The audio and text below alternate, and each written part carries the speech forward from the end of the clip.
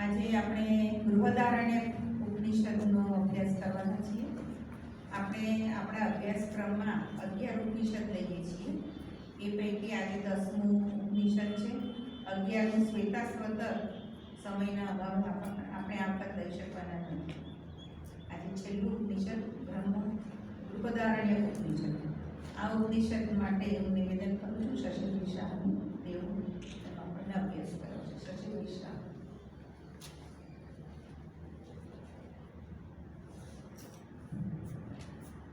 સર્વે સાધક ભાઈ બહેનોને મારા નમસ્કાર.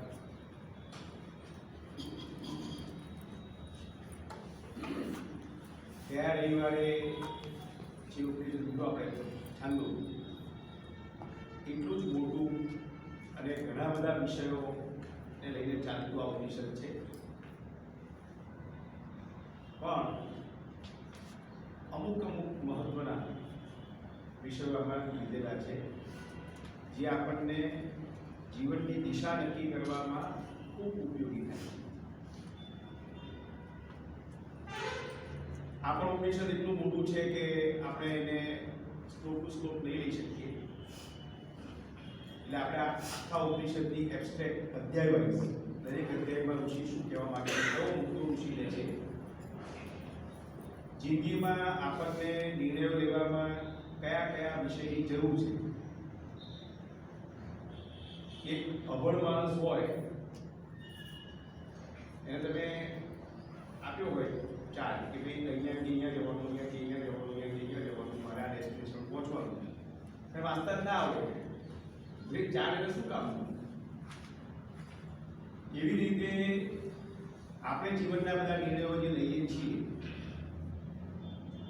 એ આખા અભણ સમાજ, સ્પિરિચ્યુઅલી ઇલિટરેટ સોસાયટી,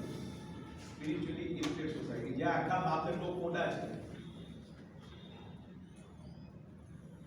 એવી સોસાયટીમાં આપણે જ્યારે જીવતા હોઈએ ત્યારે આપણને કોઈક એવું શાસ્ત્ર જોઈએ, કોઈક એવું સાધન જોઈએ કે જે આપણને દિશા નક્કી કરવામાં ઉપયોગી થાય. આપણે ઘણીવાર પૂછવાતા હોઈએ કે મારે શું કરવું? એવા સમયે કોઈ વ્યક્તિ હોય તો નસીબદાર, પણ અત્યારે વ્યક્તિ મળવા મુશ્કેલ છે. કોની પાસે છે? તો આ ઉપનિષદના અમુક મુદ્દા આપણને બહુ જ કામ લાગે એવા છે. આપણે ઉપનિષદની શરૂઆત કરીએ.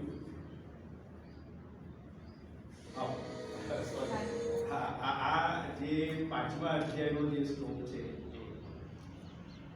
આ શ્લોક જે આપણે રોજ લઈએ છીએ અને હાર્ટ છે, જેમ ઓમકાર એક શબ્દમાં, એક અક્ષરમાં, શબ્દ એક અક્ષરમાં પૂરા વિશ્વનું, બધા બ્રહ્માંડોનું આપણને ચિત્ર આપી દે છે. પરમાત્માના બંને સ્વરૂપની સાથે સમજાઈ દે છે એક અક્ષર ઓમકાર. એટલે એક શ્લોક એટલો છે કે આ શ્લોક જો મારા જિંદગીમાં પકડી લે જીતી જાય. તો આનું આપણે પારાયણ કરીશું બધા સાથે.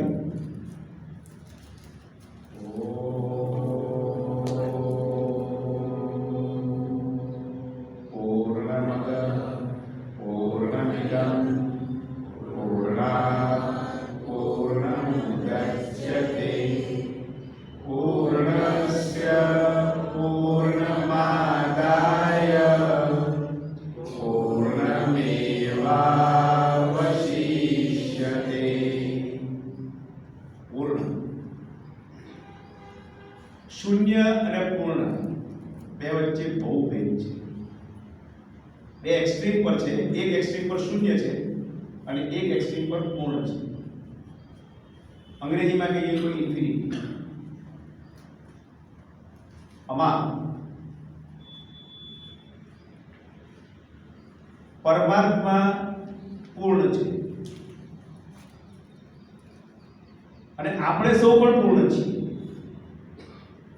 જેવી રીતે પૂર્ણમાંથી પૂર્ણ કાઢી લઈએ કે પૂર્ણ ઉમેરીએ, પૂર્ણ જ રહે.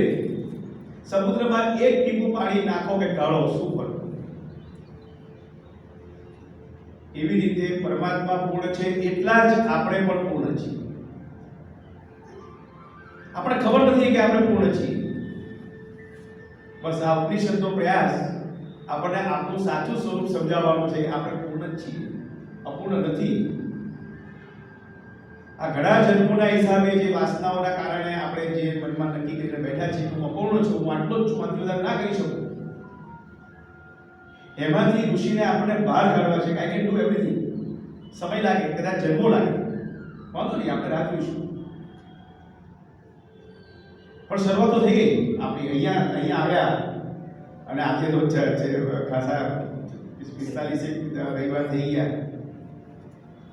એટલે હવે આપણા માટે નેક્સ્ટ બર્થ જન્મ મનુષ્યનો નિશ્ચિત છે. અને એમાં સૂચિનામ શ્રી બતાવ કે હે યોગ ભ્રષ્ટો બી જાય છે. એટલે આપણે જરાય ચિંતા કરવાનું કારણ નથી. શરૂઆત કરી દીધી છે આપણે, થઈ ગઈ. હવે આ ઓપરેશન પર આવીએ આપણે. આ યજુર્વેદનું ઉપનિષદ છે. આપણે આગળ વાત થઈ ગઈ છે. અને એના વાજસ્પતિ બ્રાહ્મણનો છઠ્ઠો એટલે આ ઉપનિષદ. આપણે બધી આપણે ચર્ચા વિગતવાર કરી ગયા છીએ. હવે ઉપનિષદનું નામ જે પડ્યું છે ને એ બૃહદ અને આરણ્ય. બૃહદ એટલે વિશાળ અને અરણ્ય એટલે વન. વિશાળ વન પ્રદેશમાં આપણને રસ્તો બતાવશે, કયા રસ્તે જવું. અને એવો સરસ રસ્તો છે, શોર્ટેસ્ટ રૂટ. આનાથી વધારે સરળ અને સીધો રસ્તો બીજો કોઈ છે નહીં. પણ આપણા બધાની હેબિટ શું પડી ગઈ છે વર્ષોથી, નાનપણથી. આપણે અમદાવાદ જવું હોય ને, અમદાવાદ તો બેંગ્લોર થઈ જઈએ છીએ. બેંગ્લોર, અમદાવાદ જવા માટે આપણે બેંગ્લોરનો રસ્તો પકડીએ, બેંગ્લોર ક્રોસ કરી પાછા અમદાવાદ આવીએ. એ સ્થિતિમાં આપણે છીએ અત્યારે. સમૃદ્ધિ, સત્તા અને પ્રતિષ્ઠા એ જ માપદંડો છે. પણ આ વધારે એક ઉપનિષદ આપણને શોર્ટેસ્ટ રૂટ, એક્સપ્રેસ વે, 1 કલાકમાં આ છેડેથી પેલા છેડે પહોંચી જવાય એટલો સ્મૂધ રસ્તો બતાવશે. હા, આ ઉપનિષદની સૌથી મહત્વની વાત હોય તો પહેલો અધ્યાય અશ્વમેધ. પરમાત્માનું સ્વરૂપ સ્પષ્ટ કરવા માટે ઋષિઓએ અલગ અલગ ઉપનિષદમાં ઘણા બધા પ્રયત્નો કર્યા છે. પરમાત્માનું વ્યક્ત અને અવ્યક્ત આ બે સ્વરૂપ. સાહેબ, આપણે કોઈ સામાન્ય માણસને પૂછીએ ને કોઈ 2 + 2 કેટલા થાય તો 4 કહે. 2 + 2 કેટલા થાય તો અભણ માણસ બી કે 4 થાય. અને એક વાઇસ ચાન્સલરને પૂછો શિક્ષણના ક્ષેત્રમાં ટોપ લેવલ કે પરમાત્માના કેટલા સ્વરૂપ, સાહેબ માથું ખજવાડશે. એને ખબર નથી. 2 + 2 4 એને ખબર નથી. અને એ પણ ખબર નથી, મને ખબર નથી. મટીરિયલિસ્ટિક અભણ માણસને ખબર છે કે હું અભણ છું, એ કહી દે સાહેબ હું અભણ છું, પણ વાંચતા નથી આવડતું. બીજો તો ભણેલો માણસ હાઈએસ્ટ લેવલ, એને ખબર નથી. અને અમે આ બધા વાઇસ ચાન્સલર મળીએ છીએ હમણાં તો ખાસ બધા આમંત્રણ આપવા માટે. તારી લોકો એ જ કહે છે કે શશીજી અમે બહુ ટ્રાય કર્યો પણ એ હમણાં પડી ગઈ. તો પહેલો જે મુદ્દો છે એ એમણે ગતિશીલ વિશ્વ અને પરમાત્માનું સ્વરૂપ બંનેનો સમન્વય કરી અને અશ્વ ને સાધન તરીકે લીધું. અશ્વ એટલે ઘોડો. એ આપણે જોઈશું. નિષ્કામ વ્યક્તિત્વ એ પણ આપણે સમજીશું, નિષ્કામતાનું શું મહત્વ છે. અને ભવિષ્યમાં આપણે નિષ્કામતાના લેયર્સ, વિકામતાના લેયર્સ, સકામતાના લેયર્સ અને નિષ્કામતાના. સૌથી વધુ વિકામ માણસ, સૌથી ઓછો વિકામ, પણ વિકામ માણસ ખરો. સૌથી વધુ સકામ માણસ, સૌથી ઓછો સકામ માણસ, પણ સકામ તો ખરો. સૌથી વધુ નિષ્કામ માણસ, સૌથી ઓછો નિષ્કામ માણસ, પણ નિષ્કામ તો ખરો. આ આપણે વધારે વિગતવાર સમય જેવું મળશે હાયર લેવલ પર સમજીશું. સ્વભાવ આધારિત વ્યવસાય. પરમાત્માએ જેવી રીતે દરેક પ્રાણી, પશુ, પક્ષી, વૃક્ષને એક નિર્ધારિત કામ સોંપ્યું છે કે તમારે આ જ કરવું. આખું સાયકલ ગોઠવ્યું છે પરમાત્માએ, બહુ સરસ. અને પરમાત્માનું ગાડી હોય એમણે મનુષ્ય માટે પણ નિશ્ચિત કર્યું છે કે તારે આ કામ કરવું, તારે આ કામ કરવું, તારે આ કામ. આપણે ખબર નથી, આપણે સહજ ભાવે કરીએ છીએ. બાળક જો બાળકમાં તમે 2 બાળક, એક જ બાળકને એમાં જન્મેલા 2 બાળકો, એનો સ્વભાવ જુદો હોય. આ પરમાત્માની વ્યવસ્થા છે, એ આપણે સમજીશું. અદ્વૈત આધારિત સંસ્થાઓ કેવી રીતે બને એ પણ આમાં ઋષિએ બહુ સરસ વાત કરી છે. અને તત્વ આધારિત તંત્ર આ મુદ્દાને આપણે આજે સ્પષ્ટ કરીશું. અધ્યાય 1 પહેલો શ્લોક છે એ અશ્વમેધનું વર્ણન કરે છે અને એમાં ઋષિએ આ ઘોડાને કેમ પસંદ કર્યો? તો એન્જિનિયરોએ જ્યારે શરૂઆત કરી કે શક્તિને માપવી કેવી રીતે, બિગિનિંગ બહુ જ પહેલો એન્જિનિયર જે તૈયાર થયો કે આ ફિઝિકલ એજ્યુકેશનનું બહુ લાંબુ નથી, 350 વર્ષ. અને એમાં બી એન્જિનિયરિંગ તો બહુ મોડો હોય. આપણે ત્યાં સૌથી પહેલી જે ફેકલ્ટી બની, આર્ટ્સ ફેકલ્ટી બની 150-200 વર્ષ પહેલા, 150 વર્ષ પહેલા. અને એન્જિનિયરિંગ તો 125 વર્ષ પહેલા, અમારું કલા ભવન છે 125 વર્ષ પહેલા. એની પહેલા શક્તિને માપવી કેવી રીતે એમને હોર્સ પાવર નક્કી કર્યું. એક ઘોડો જેટલું ખેંચે એના પાવરને હોર્સ પાવર કહેવું. આ બધા પ્રાણીઓમાં સૌથી જો શ્રેષ્ઠ પ્રાણી હોય, શ્રેષ્ઠ એટલે ગતિમાં, સ્પીડમાં અને એક્ટિવનેસમાં. ઋષિને શું જોઈએ છે એ સમજીએ તો ઘોડો છે. અને પરમાત્માના વ્યક્ત સ્વરૂપને સમજાવવા માટે એમણે આ ઘોડાનો ઉપયોગ કર્યો. નિરાકાર બ્રહ્મ, પરબ્રહ્મ આવિર્ભૂત થઈને સાકાર બને અને એ કેવી રીતે બને એ સમજાવવા માટે એમણે ઘોડાને લીધો. પહેલો શ્લોક ઓમ ઉષાવા અશ્વસ્ય નિરસ્ય શિરઃ. આખું વર્ણન છે ઘોડાનું આ રીતે. એનું માથું પ્રભાત છે, નેત્ર સૂર્ય છે, પ્રાણ વાયુ છે, મુખ વૈશ્વાનર છે, આત્મા સંવત્સર છે, પીઠ ભૂલોક છે, સ્થાન પૃથ્વી છે, નાડી નદીઓ છે અને ઉદર અંતરિક્ષ છે. આ પ્રમાણે પરમાત્માનું વ્યક્ત સ્વરૂપ એક ઘોડાના સિમ્બોલ દ્વારા એમણે આપણી સામે રજૂ કર્યું છે. ટૂંકમાં બધા ઋષિઓનો આશય આપણે પરમાત્માના વ્યક્ત સ્વરૂપને સમજીએ, પરમાત્માના આવિર્ભાવને સમજીએ અને એક એક કણે કણમાં, એક એક વ્યક્તિમાં, એક એક પશુ પક્ષી પ્રાણીમાં આપણે પરમાત્માને જોઈએ અને એ પ્રમાણે આપણી વિચાર, વૃત્તિ અને કાર્ય પદ્ધતિ બદલાય એવી ઋષિની અહીંયા આયોજન છે. આજે ચિત્રકારે બી બહુ ચિત્ર બનાવ્યું છે. આ ચિત્રકાર બી અધ્યાત્મનો અભ્યાસ કર્યો છે ત્યારે થયું કે આ ઋષિએ જે લખ્યું છે એ જ હું દોરી દઉં. હવે અશ્વમેધ અને અશ્વમેધ કર્મ.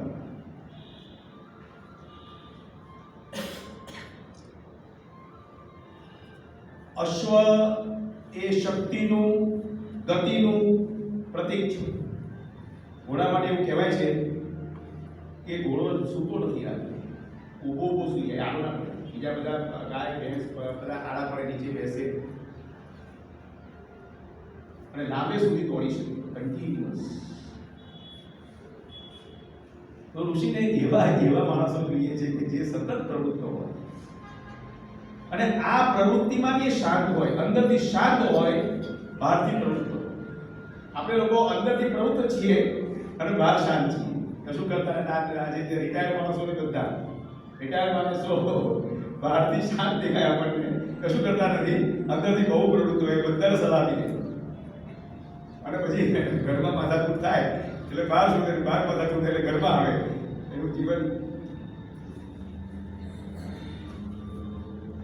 આ જે આપણું વ્યક્તિગત કર્મ અને સામૂહિક કર્મ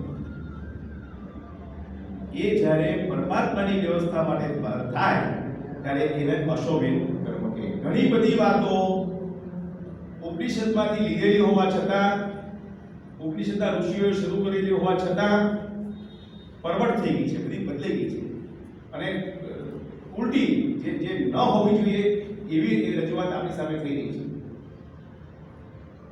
અશ્વમેધ યજ્ઞની વાત કરો તો કોઈને પૂછો તો રાજા ઘોડો છૂટો મૂકે અને બીજા રાજા પર અધિપત્ય જમાવે અને જે રાજા પકડે એને રોકે, એની સામે યુદ્ધ કરે.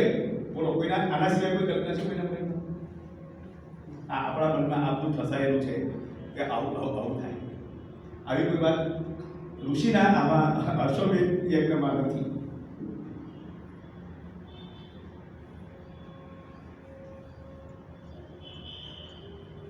સૂર્ય. ખરો અશ્વમેધ યજ્ઞ તો સૂર્ય કરે છે. આપણું કરવાનું ઇતિહાસ લખાયો હોય, આખો ઇતિહાસ શોધી કાઢો. ઇતિહાસની શરૂઆત થઈ લખવાની, સમજવાની, એકબીજાને ઇન્ફોર્મેશન આપવાની. ત્યારથી આજ સુધીમાં સૂર્ય કોઈ દિવસ તપ્યો ના હોય કોઈ નથી. એક પણ દિવસ સૂર્યે ગરમી, ઉર્જા અને પ્રકાશ ન આપ્યો હોય એવું બન્યું નથી. કે એક પણ દિવસ સૂર્ય મોડો ઉગ્યો હોય, એક સેકન્ડ સાહેબ પૃથ્વી હરી ગઈ.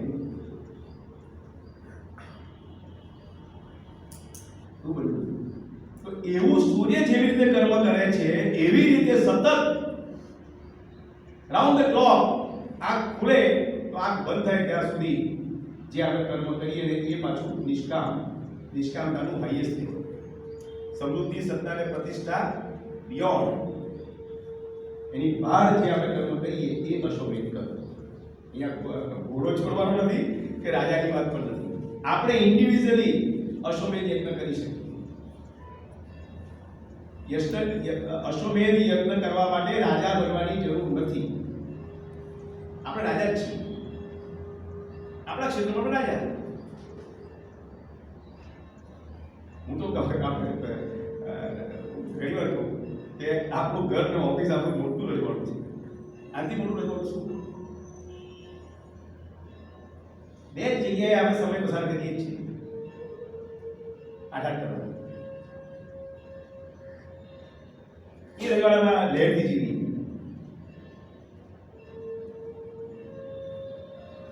ગતિશીલતા, નિષ્કામતા અને અદ્વૈત આધારિત વ્યવસ્થા. છેલ્લા 8-10 વર્ષથી આપણે આ અદ્વૈત આધારિત વ્યવસ્થાનો પ્રયાસ કરીએ છીએ અને જે સફળતા મળી છે એ કલ્પના બહારની છે. કલ્પના બહારની. શરૂઆત કરી ત્યારે બધા કોણ પ્રેસિડેન્ટ બનશે, કોણ સેક્રેટરી બનશે, કોણ ખજાનચી બનશે અને બધા પૈસા જે લોકો બે વસ્તુ મેં વાત કરી. પૈસા વાળાને પૈસા સિવાય કશામાં વિશ્વાસ નથી અને જેની પાસે પૈસા નથી એને પૈસામાં વિશ્વાસ નથી. બે ગ્રુપ બધા, એક ગ્રુપ હતું બધા રીચ માણસો જેની પાસે CSR નું ફંડ હતું અને એક ગ્રુપ મારા જેવા સામાન્ય માણસો.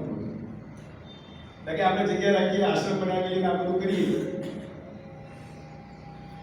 આ જેમની પાસે પૈસા લાગીએ જેમને આપીએ, આપણે એમને પ્રયાસ કરીએ, જરૂર પડે આશ્રમ ભરાય છે. આજ સુધી કોઈને જરૂર લાગી નહીં અને બધી એક સરસ વ્યવસ્થા બની ગઈ. પ્રમુખની જરૂર નથી અને વ્યવસ્થા બની ગઈ. અદ્વૈત આધારિત તત્વ આધારિત.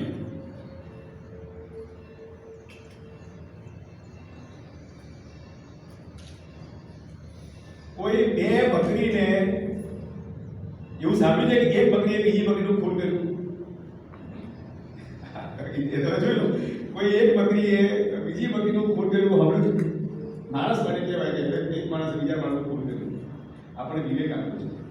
કોઈ પશુ પક્ષી પ્રાણીએ એની બાઉન્ડ્રીની બહાર ગયા નથી. પરમાત્માની વ્યવસ્થાની વિરુદ્ધ એમણે કશું જ કામ નથી. એ આપણે માણસ છીએ કે જે સતત પરમાત્માની વ્યવસ્થાની વિરુદ્ધ કામ કરી રહ્યા છે.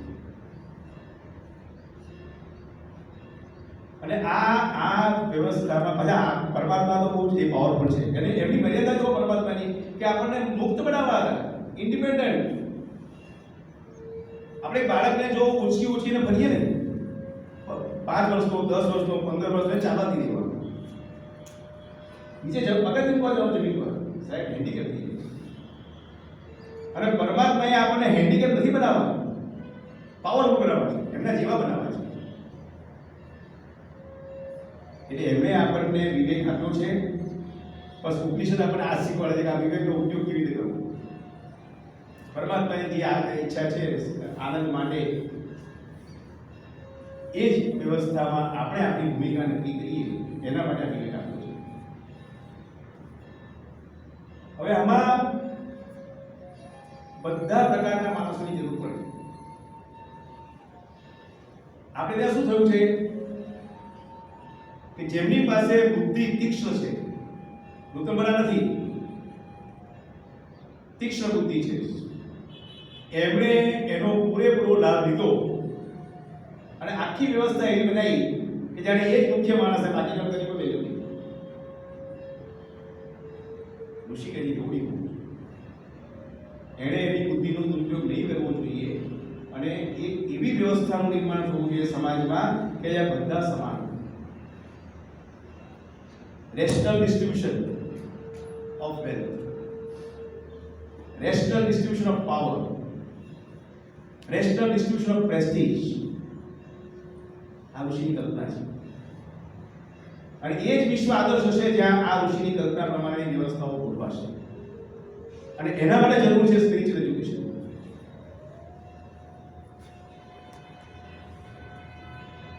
આજ વાત ગીતાના પર કહીએ વર્ણ વ્યવસ્થા. હવે પછીનો જે મુદ્દો આવે છે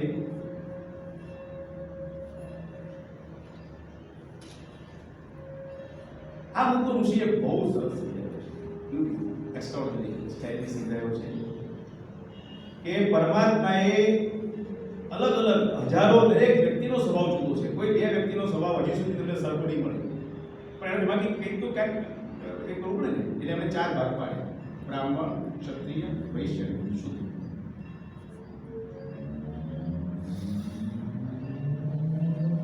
એમાં ઉપનિષદમાં જે વાતોને ટૂંકાણમાં કહી હોય કે જે વાતને વધુ વિગતવાર બનાવવાની જરૂર હોય એ વાતો એમણે ગીતામાં લીધી.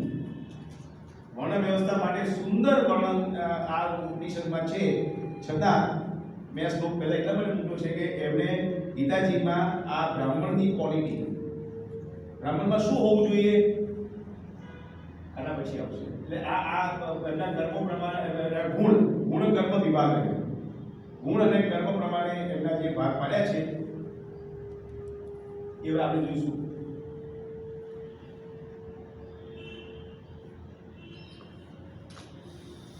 આમાં 4 વર્ણમાં આ ઉપનિષદનો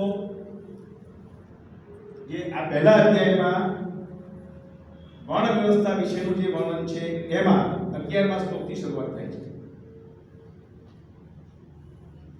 કે આ વિશ્વ અત્યારે જેવી રીતે ચાલી રહ્યું છે એ ઋષિના આયોજન પ્રમાણે જ ચાલી રહ્યું છે. એમાં જ્ઞાનનો દિવસ અને અજ્ઞાનની રાત્રિ એ પણ પરમાત્માની વ્યવસ્થા છે.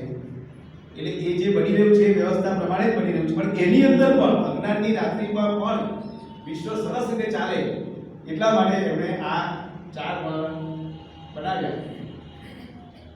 એમાં બ્રાહ્મણ અને ક્ષત્રિય 2 વર્ણ. આ ઉચ્ચ વર્ણ છે એવું નથી કે બીજા વર્ણ નીચા છે એ ઋષિ લખે છે. આ બધી વાત આગળ આવશે અને લોજિકલી સમજાવશે આપણને કે કેવી રીતે છે આ વર્ણ બન્યા પરમાત્માએ. પણ જાહેર જીવનમાં આ 2 વર્ણની ભૂમિકા ડોમિનન્ટ છે. શાસકો અને ધર્માચાર્ય. શિક્ષણ જે શિક્ષણ વ્યવસ્થા જે સંભાળતા હોય આધ્યાત્મિક ભૌતિક બંને શિક્ષણ સરકાર છે. તો આ બાકી રહ્યા વૈશ્ય અને શૂદ્ર એ સમાજને ઓછું નુકસાન કરી શકે, જ્યારે આ 2 જણા તો બગડે અને સમાજને બહુ મોટું નુકસાન.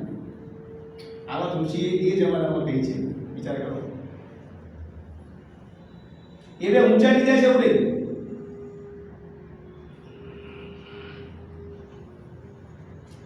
અને આ વાત ગીતાજીમાં કરી કે શ્રમ, દમ, તપ, શૌચ, શાંતિ, આર્જવ, આસ્તિકતા, જ્ઞાન અને વિજ્ઞાન, આટલી ક્વોલિટી જેનામાં હોય એ બ્રાહ્મણ.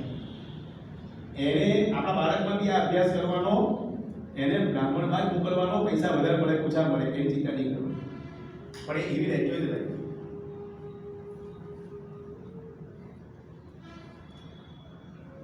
સ્વભાવ વિરુદ્ધ થાય તો શું થાય હું વાત કરું તમને.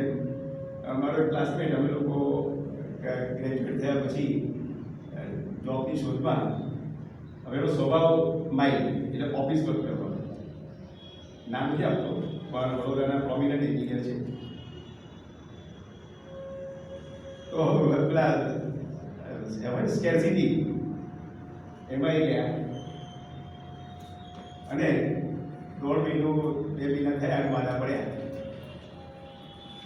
પણ નસીબદાર કે એમને કન્સલ્ટિંગ કંપનીમાં જોબ મળી ગઈ અને અત્યારે આજે દેશના ટોપ 10 કન્સલ્ટન્ટમાં એનું નામ છે. જુઓ સ્વભાવ એ માણસો કોન્ટ્રાક્ટર બન્યા હોત તો ફેલ જાય, આખી જિંદગી દુઃખી થઈ જાય. પણ કન્સલ્ટન્ટ બન્યા પછી સ્વભાવ ખરેખર તો આ તો એને બાય લક બદલાઈ ગયું, બધું ને ગોઠવાઈ ગયું. અને અમે બંને સાથે ગયેલા, અમે બંને સાથે જોબ શોધવા માટે ગયા હતા. જે કન્સલ્ટન્ટની ત્યાં ગયા એમણે મને પસંદ કરેલો, મેં ના પાડી, માટે કન્સલ્ટિંગમાં નથી, તો સાઈડ પર જવાનું. અને આઈ એન્જોય સાઈડ, મેં સાઈડને ફૂલ એન્જોય કરી લાગી. તો મારો સ્વભાવ સાઈડનો, એનો સ્વભાવ ઓફિસનો. હવે થાય એવું કે એ મારી સાઈડ પર આવે તો સાહેબ થઈ જાય કે કન્સલ્ટન્ટ છે, પણ સ્વભાવને તો કશું ના કરી શકો. આ સમજ આ હું સ્વભાવનું શું વેલ્યુ છે ને મારી લાઈફમાં મેં એક્સપિરિયન્સ કરેલી છે એટલે કહું છું.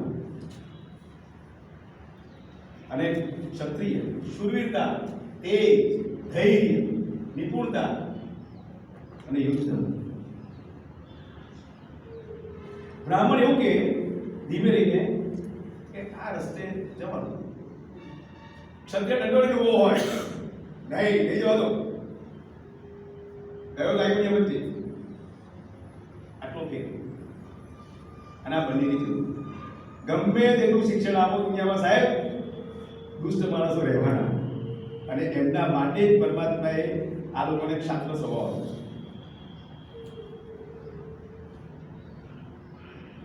આપણે જોજો તમારા ઓળખીતામાં અમુક લોકોનો ક્ષાત્ર સ્વભાવ હોય, લડી લે, નહીં નથી કોઈ હું ચલો.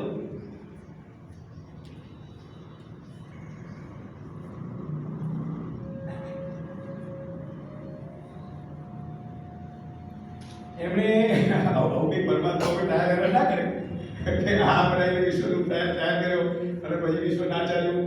આ સિમ્બોલિક આપણે સમજાવવા માટે છે કે એમણે બ્રાહ્મણ અને ક્ષત્રિય બે વર્ણ બનાવ્યા. એમને એમ કે આ બધું પતિ, આપણને એવું લાગે કે એ જવાનું પતિ જાય, એવું ના કર્યું. ખેતી કોણ કરે, મેન્યુફેક્ચરિંગ કોણ કરે, વસ્ત્રો કોણ બનાવે, મકાન કોણ બનાવે, કાર કોણ બનાવે, કોમ્પ્યુટર કોણ બનાવે? વૈશ્ય.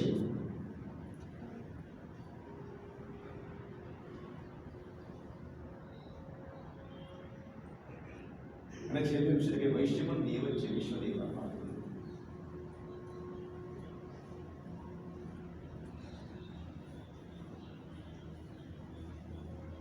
વૈશ્યના સર્જન પછી પણ વિશ્વ ચાલ્યું નહીં. હવે ભાઈ ઇલેક્ટ્રિસિટી જાય તો કોણ રિપેર કરે?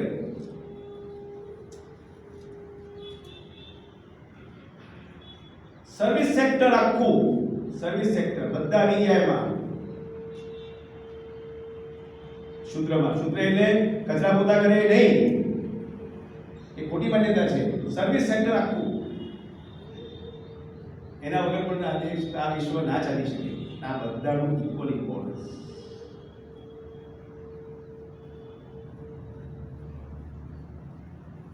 એક સાંકળ હોય, એક કડીની કેપેસિટી 1 ટન છે, બીજીની 500, બીજીની 100, ચોથીની ગ્રામ. તો સાંકળની કેપેસિટી કેટલી ગણાય? 1 ટન કોઈ વેલ્યુ ખરી? સાહેબ આ જો સૂત્ર ના હોય ને, સર્વિસ સેક્ટર ના હોય, તો આ બધા બ્રાહ્મણ ક્ષત્રિય ઢીલા થઈ જાય. એમને એમનું રાજ્ય ચલાવવા માટે આમના વગર ના ચાલે. અને એ લોકો એવા સમયે એવી એક માને ને આજે તારે બતાવો.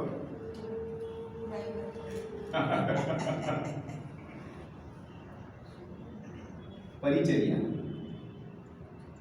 માતા સેવાનું બહુ મહત્વ છે. ખેતી, ગોપાલન, એ જમાનામાં પ્રાણી આધારિત વ્યવસ્થા હતી, એટલે ગોપાલન શું કરતા. આજે આપણે આપણી રીતે વાત કરીએ, ઉત્પાદન, વિતરણ, વ્યાપાર, એ વૈશ્યના સમાજની પરિચર્યા, સેવા એ શૂદ્રના. અને આ પણ આપણા આ જન્મના પુણ્યો અને નિષ્કામતા અને વાસનાઓ પ્રમાણે આપણને નવા જન્મમાં એવો સ્વભાવ પરમાત્મા આપે, એવું સ્થાન પણ આપે, એવો સ્વભાવ પણ આપે. આપણે જ આપણું ભવિષ્ય નક્કી કરીએ છીએ. બીજો કોઈ માણસ આપણા ભવિષ્યને ના બદલી શકે.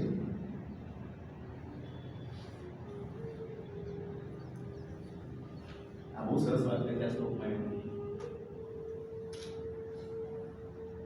જેવી રીતે સૂર્ય, ચંદ્ર, પશુ, પક્ષી, પ્રાણી પોતપોતાની ફરજ બજાવે છે કોઈ જાતના એના વિના, એવી રીતે આ ચારે વર્ણના માણસોએ એમની પોતપોતાની ફરજ બજાવવી જોઈએ અને એ નિષ્કામ ભાવથી બજાવે તો અત્યારે છે એમાંનો એક પણ પ્રશ્ન ના આવે. એક પણ કોઈ વાત કરતા નથી. એટલે અલગ અલગ રાજ્ય વ્યવસ્થાઓના અખતરા થાય છે, બધા અખતરા ફેલ ગયા. આ ડેમોક્રેસી જો અત્યારે દચકા ખાય છે.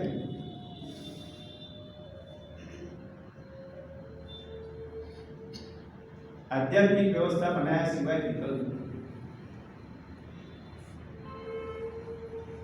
આ બધાએ પોતપોતાની ફરજ નિષ્કામ ભાવે બજાવવી જોઈએ તો વિશ્વ વ્યવસ્થા બરાબર ચાલે, તો પરમાત્માની ઈચ્છા પ્રમાણેનું વિશ્વ બને. અને એ બનશે, જ્ઞાનનો દિવસ આવશે એટલે આ બધું બદલાઈ જશે. અને આપણે નસીબદાર છીએ કે આપણે બ્રાહ્મ મુહૂર્તમાં જાગી ગયા છીએ અને નહીં તો તૈયાર થઈ ગયા છીએ. હવે ખાલી રાહ જોઈએ છીએ ગાડી લેવા આવે.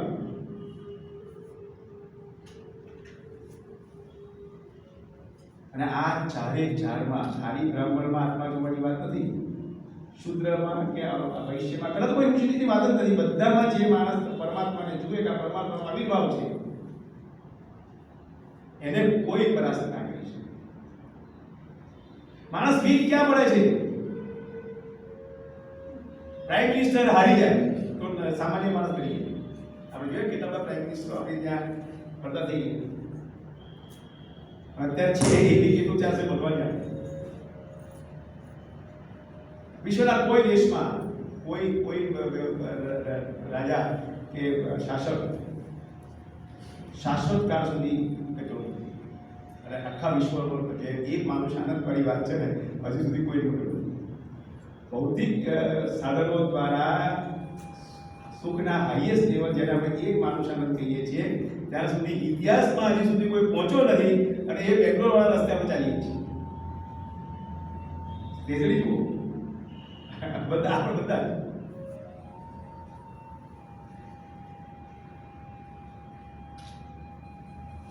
આપણે પણ પરમાત્મા છીએ, પરમાત્માના દીકરા છીએ. પૂર્ણ બદલ પૂર્ણ વિલંબ. અને આ કોન્ફિડન્સ આપણો ડેવલપ થવો. અત્યારે જ્યાં છીએ ત્યાં આપણા ભૂતકાળના કર્મો અને વાસનાઓના આધારે છીએ. સ્વીકારી લઈએ, ઓકે મારું જે હશે મેં જ આ પોઝિશન નક્કી કરી છે. અને અત્યાર સુધી સમય બગડ્યો હતો, બગડ્યો છે, મેં જ બગાડ્યો છે. કોણે બગાડ્યો?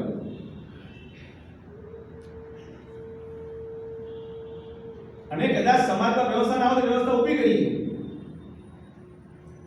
પણ આપણા સિવાય કોણ કરશે? બીજા કોઈ રાજ્ય પ્રેસિડેન્ટો લાવીને પંચાયત જેવું થશે.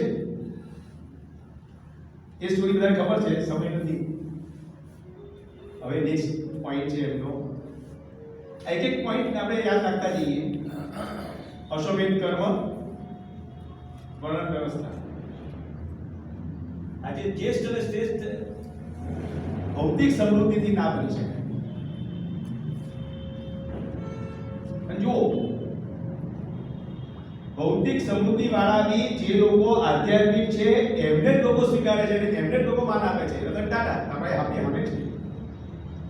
સમૃદ્ધિ તો એના કરતા ઘણા લોકો પાસે હશે વધારે, જે બધા બની ગયા, કોઈ નોટિસ બી ના લીધી. રતન ટાટાને સમૃદ્ધિ માટે કોઈ વખાણતું નથી. એ લોકો આટલો પ્રેમ છે સમૃદ્ધિને લીધે નહીં, પણ એનું જે આધ્યાત્મિક ભાગ છે એ મહત્વનું. અને એ જ જ્યેષ્ઠ અને શ્રેષ્ઠ બની શકે જેની અંદર આધ્યાત્મિક થિંકિંગ હોય, આધ્યાત્મિક વર્કિંગ સ્ટાઇલ હોય, આધ્યાત્મિક જીવનશૈલી હોય. આ વાત હવે એને પત્ની હતી કે નહીં, બહુ મોટી વાત નથી, પણ એક સમજાવવા માટે યાજ્ઞવલ્કની આ સ્ટોરી છે. એમને બે પત્ની હતી, મૈત્રી અને કાત્યાયની. મૈત્રી એ આધ્યાત્મિક એના બેકગ્રાઉન્ડ વાળી હતી અને કાત્યાયની ભૌતિક બેકગ્રાઉન્ડ વાળી. આ સમજાવવા સ્ટોરી આ રૂપક છે. તો કે હું હવે સંન્યાસ લઉં છું એટલે બહુ પ્રોપર્ટી હતી. એ તો બહુ મોટા ઋષિ હતા. જનક રાજાના દરબારમાં એનું સ્થાન હતું.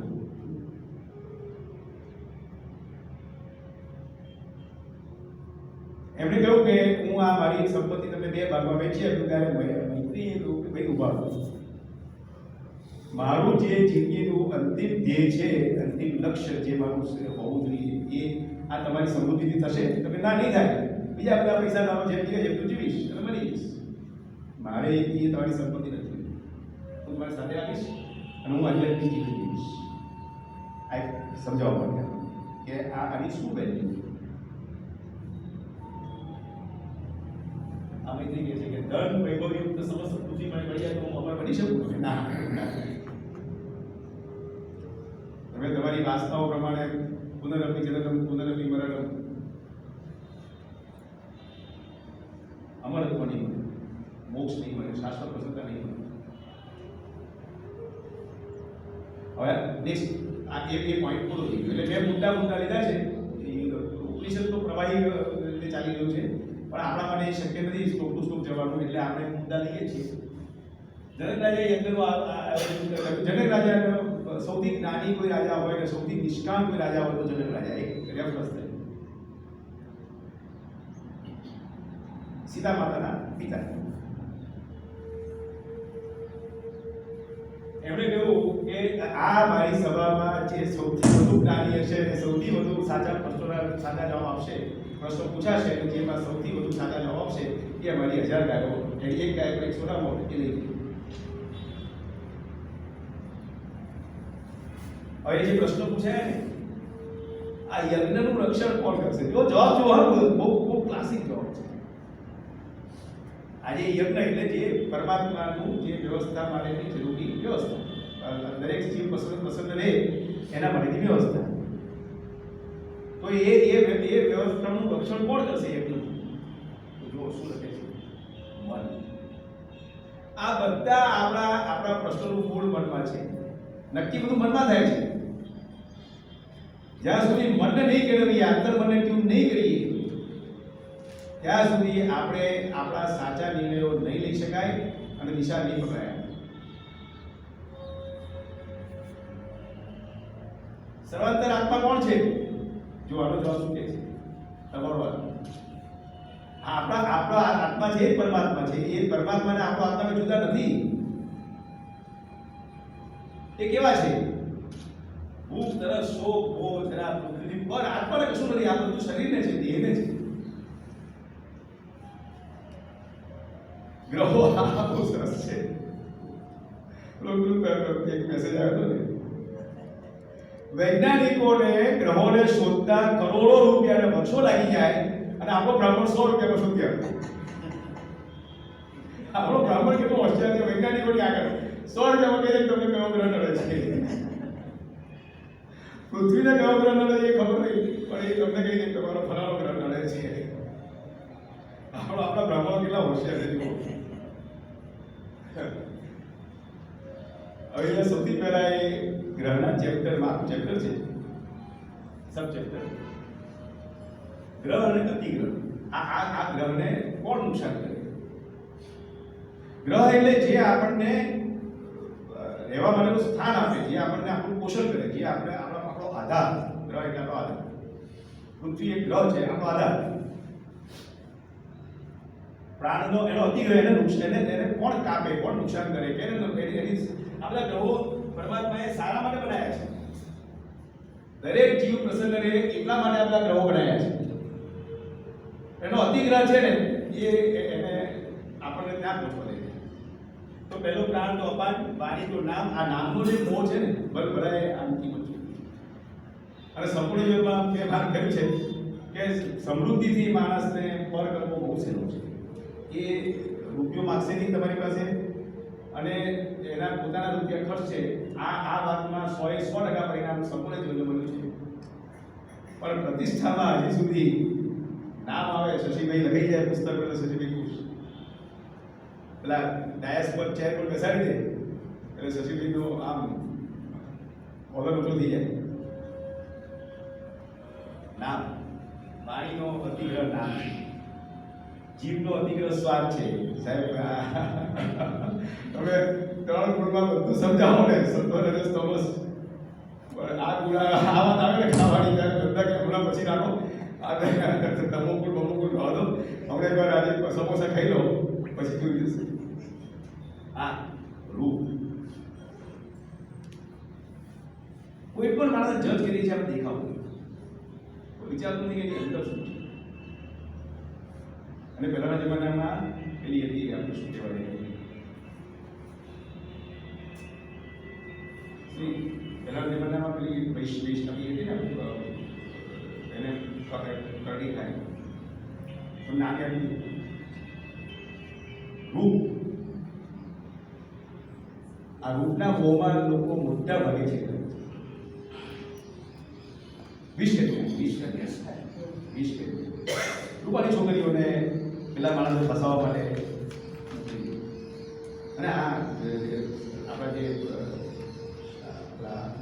આજે લોકો જે કરે ને આ બીજા દેશની જાસૂસી એમાં આવી છોકરીઓને પૂરી અને પેલું લશ્કરના માણસોને ફસાઈ જાય. રૂપ શબ્દ ઘણી વાર આમ પેલા આવે કે તમારો સમય પસાર થતો નથી ને તો મારો સંપર્ક કરો. કશું હોય નહીં. મન કામનાઓ, હાથ કર્મ 50 વર્ષ નિષ્કામ કર્મનું સિવાયનું કોઈ પણ કર્મ તમારા હાથથી થાય એ તમને પરમાત્માથી દૂર લઈ જાય. આ અતિગ્રહ પરમાત્માથી દૂર લઈ જાય એટલે ગ્રહો પરમાત્માની નજીક લઈ જાય. પરમાત્મા આપણા માટે આ ગ્રહો બનાવ્યા. હવે આ વિષય બદલાય છે. 4 લોક. આ બહુ સરસ વિષય છે.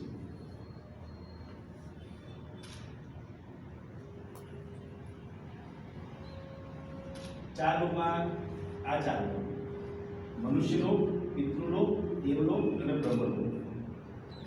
ખૂબ સુંદર કલ્પના ઋષિ આપી છે. એમાં જે મનુષ્યલોક છે એ તમારા ઉત્તરાધિકારીથી જીતાય. મેં કેટલાય માણસો જોયા છે કે આખી જિંદગી તકલીફ હતી, કશું કર્યું નહીં, કમાય બધું, પણ છોકરો એટલો હોશિયાર નીકળ્યો ને કે પાછળનું જીવન સુધરી ગયું. અને છોકરો પૈસા આવે કે બાપા જાઓ ફરી આવો, તમે બહુ મહેનત કરી છે. એને શું કર્યું તો છોકરો બી જાણે, પણ એને મારા છોકરો લાવ્યો છે અને પૈસા ખૂબ છે એ પાસે. બાપા ગાડી તમને આપી અને વર્ષે તમારે જે કોઈ હિલ સ્ટેશન પર જવું હોય, જે દેશમાં જવું હોય ત્યાં ફરો. ઉત્તરાધિકારી જીતી ગયો. પિતૃલોક એટલે આપણા જે લોકોએ દુર્દશ કર્મ કરીને, વૈજ્ઞાનિકો, શાસ્ત્રના જાણકારો, દરેક ક્ષેત્રમાં જે નિષ્ણાતો છે પણ એમને સકામ કરવાનું છે, પ્રતિષ્ઠા માટે કર્યું છે, સમૃદ્ધિ માટે કર્યું છે. હું લેક્ચર અપાઈશ છે, આપણા લેક્ચર આપવા પેલા મોટિવેશનલ સ્પીકર્સ 10,000 રૂપીસ, 50,000 રૂપીસ હું લઈશ. એ પિતૃલોક વાળા છે, હોશિયાર છે, અને કેટલા લોકોના જીવન બદલે છે, એમાં ના નથી, પણ એ પિતૃલોક વાળા છે.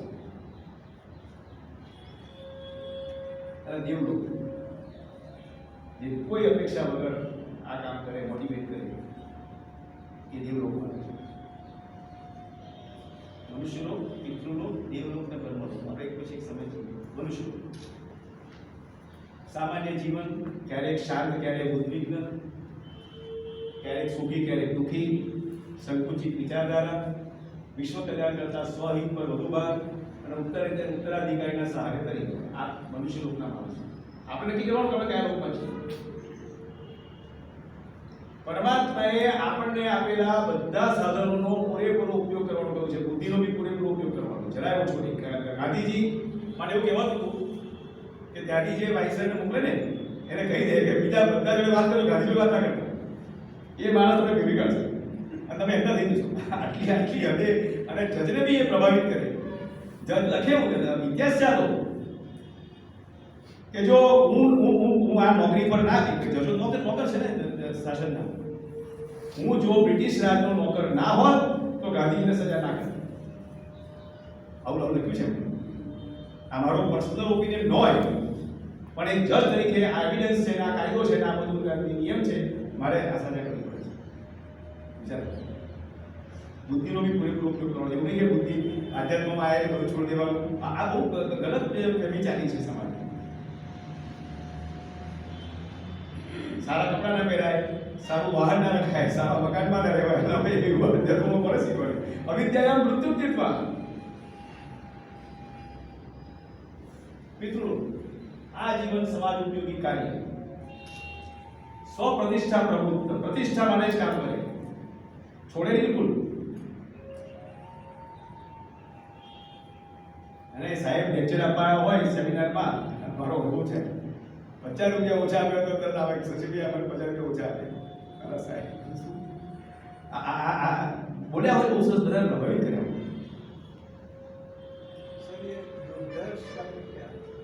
જોરદાર, પાવરફુલ. ઢીલું પૂછું નહીં, ચાલશે, ફાવશે, ભાવશે એવું નહીં. હા, સ્ટ્રોંગ એકદમ. આ જોઈએ અને આ પ્રમાણે જ વ્યવસ્થા ગોઠવાય. આમાંથી જરાક વ્યવસ્થા ઓછી નહીં. અને એમાં સ્વ પ્રયત્ન ચાલે. એમાં છોકરો મદદ ના કરે. છોકરો એના બાપાને રૂપિયા આપીને ગાડીમાં ફરવા મોકલે, પણ એને લેક્ચર આપવા ના મોકલી શકે. એને કોઈ સમાજ વ્યવસ્થામાં પ્રમુખ બનાવવા માટે ના મોકલી શકે. એને કોઈ બનાવે બી નહીં અને શક્ય નથી. એ પોતાના પ્રયત્નથી જ થાય. સ્વ પ્રયત્ન ઋષિની વ્યવસ્થા સાહેબ જુઓ કેટલું સરસ આપણને દિશા આપે. આ સાહેબ નાનપણથી બધું ભણાવતું હોય ને, એને ખબર પડે મારે શું કરવાનું. દેવડો પ્રભુ કાર્ય, અધ્યાત્મનિષ્ઠ, નિષ્કામ કર્મ, ઈશ્વર શ્રદ્ધા અને કોઈક એક સંસ્થાના આધારે એ પ્રભુ સુધી પહોંચી. કોઈક સંસ્થા જોઈએ, એકલો માણસ કશું નથી જોઈએ. તમને જે ઠીક લાગે, જરૂર નથી કે સરપંચ જેવામાં જ કામ કરો, પણ કોઈક એક સંસ્થા સાથે જોડાવવું પડે, ત્યાં એડજસ્ટ કરવું.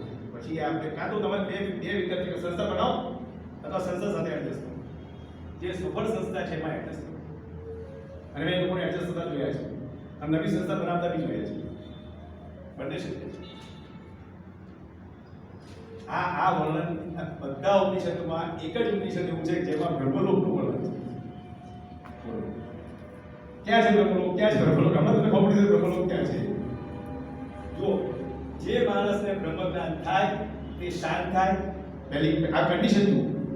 સંયમી થાય, એના વિકારો શાંત થાય, સહિષ્ણુ બને, મન એકાગ્ર થાય, આત્મામાં જ આત્માને જુએ, સૌને આત્મા રૂપે જુએ.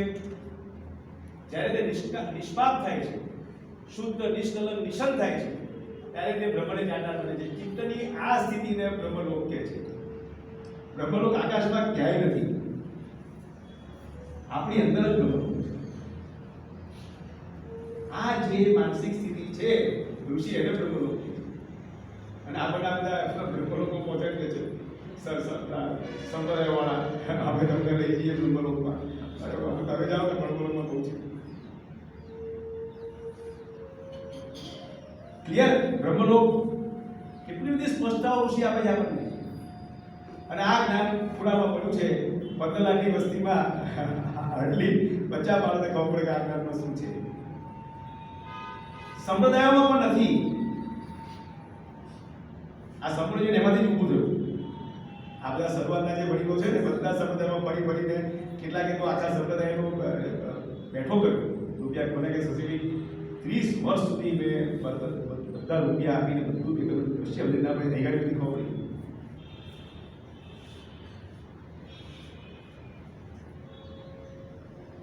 આ કોઈ પણ વ્યક્તિ આપણને પ્રિય કેમ છે? આપણે બાળકને જ્યારે લગ્ન કરવું થાય ને, યુવાન બાળકને કેવું, ત્યારે મોટા ભાગે રૂપ જોઈએ.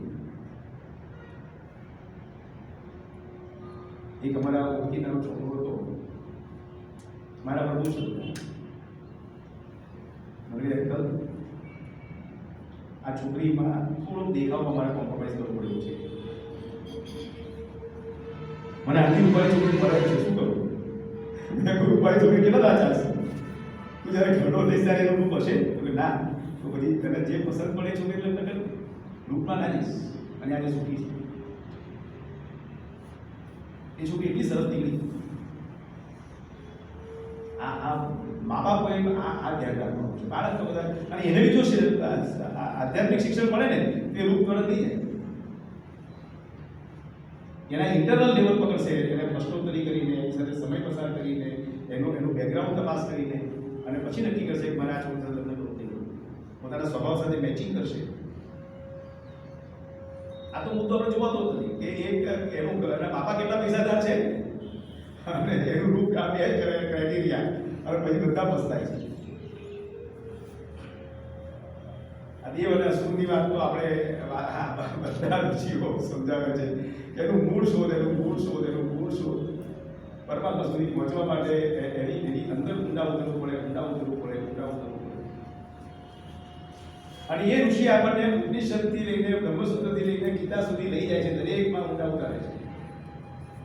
અને ત્યાં ઘણા ગ્રંથોનો અભ્યાસ કરવાનો અને વારંવાર કરવાનો. હું ત્યાં સુધી કે જો આ છૂટી ગયો તો પાછા ખેંચાણો એટલા બધા છે ભૌતિક છે વિશ્વના, એ બહુ અઘરું છે. એટલે પછી એ વિષયનો દેવ અને અસુરમાં આટલી ચર્ચા નથી કરતો, કે હજી આપણે બીજા અધ્યાયમાં જ છીએ. આ પણ એક બહુ સરસ છે કે હું સૂર્યની ઉપાસના કરું છું, આડી કરું છું, આડી કરું છું, તો કે નહીં, સૂર્ય જેમાંથી શક્તિ મેળવે છે એની ઉપાસના કરો. એટલે આપણે અલ્ટિમેટલી પરબ્રહ્મ પરમાત્મા સુધી પહોંચવાનું છે. હરીશો વિરાટ.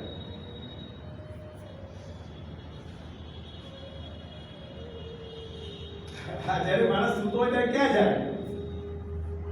આપણે સુઈ જઈએ ત્યારે ઇન્દ્રિયો બધું બંધ છે તો ક્યાં જાય? ડાર્કે જાણતો નથી. એને આપણે જ્યારે ભર નિંદ્રામાં હોઈએ ત્યારે જાગૃત, સ્વપ્ન, સુષુપ્તિ અવસ્થામાં આપણો જીવ પરમાત્મા પાસે જાય છે, ત્યાંથી શક્તિ મેળવીને પાછો આવે. ઓછી વ્યક્તિ પણ મેળવે છે, અને એટલે જ આપણે સવારે પ્રસન્ન ફ્રેશ હોઈએ છીએ. આ જે જાણે છે કે પૃથ્વીમાં રહેનાર, પૃથ્વીની અંદર છે, પણ જેને પૃથ્વી જાણતી નથી. આપણી અંદર રહેનાર, આપણે જેને જાણતા નથી, એ પરમાત્મા. આપણું મૂળ આત્મામાં છે. આ એક બહુ સરસ, આ બધાને કામ લાગે એવી વાત છે. જિંદગીમાં જ્યારે પણ વિકટ પરિસ્થિતિ આવે અને બિલકુલ આપણે ખલાસ થઈ જઈએ, આપણે એકલા બાકી રહીએ, બધું સમૃદ્ધિ, આ મિત્રો, આ એ બધા નીકળી ગયા, કોઈ બાકી ના રહે, હું એકલો જ છું બસ. અને પ્રશ્નો એવા જ છે, આડી થાય વાત એવા પ્રશ્નો ઉભા છે, અને હું એકલો છું. ત્યારે ઋષિ આપણને સમજાવે છે કે એક વૃક્ષ છે, એના પાનને બધું કાપી નાખો, પાછા બીજા ઉગશે. ત્યાં સુધી કે ડાળીઓ કાપો તો ડાળીઓ ફરતી ઉગશે. અરે ફળ કાપી નાખો, હોય ઉગશે. અને અમારા દીપિકા ગાર્ડનમાં એક આખું ઝાડ આટલું કપાઈ ગયેલું છે ને, એમાં ફળ ઉગ્યો છે. તો એનું મૂળ સલામત હશે ને, ત્યાં સુધી એને કશું નહીં થાય, પાછું એવું થઈ જશે. એવું આપણું મૂળ આત્મામાં છે. આપણે ગમે તેટલા ખરાબ પોઝિશન થઈશું, પાછા આપણે ઓરિજિનલ પોઝિશન આવી જવું. પણ આપણું મૂળ એટલે આપણી વૃત્તિઓ, આપણી કર્મ કરવાની સિસ્ટમ, આપણી માન્યતાઓ, એકલો આત્મા નહીં. એ જો સલામત હોય તો શું હોય?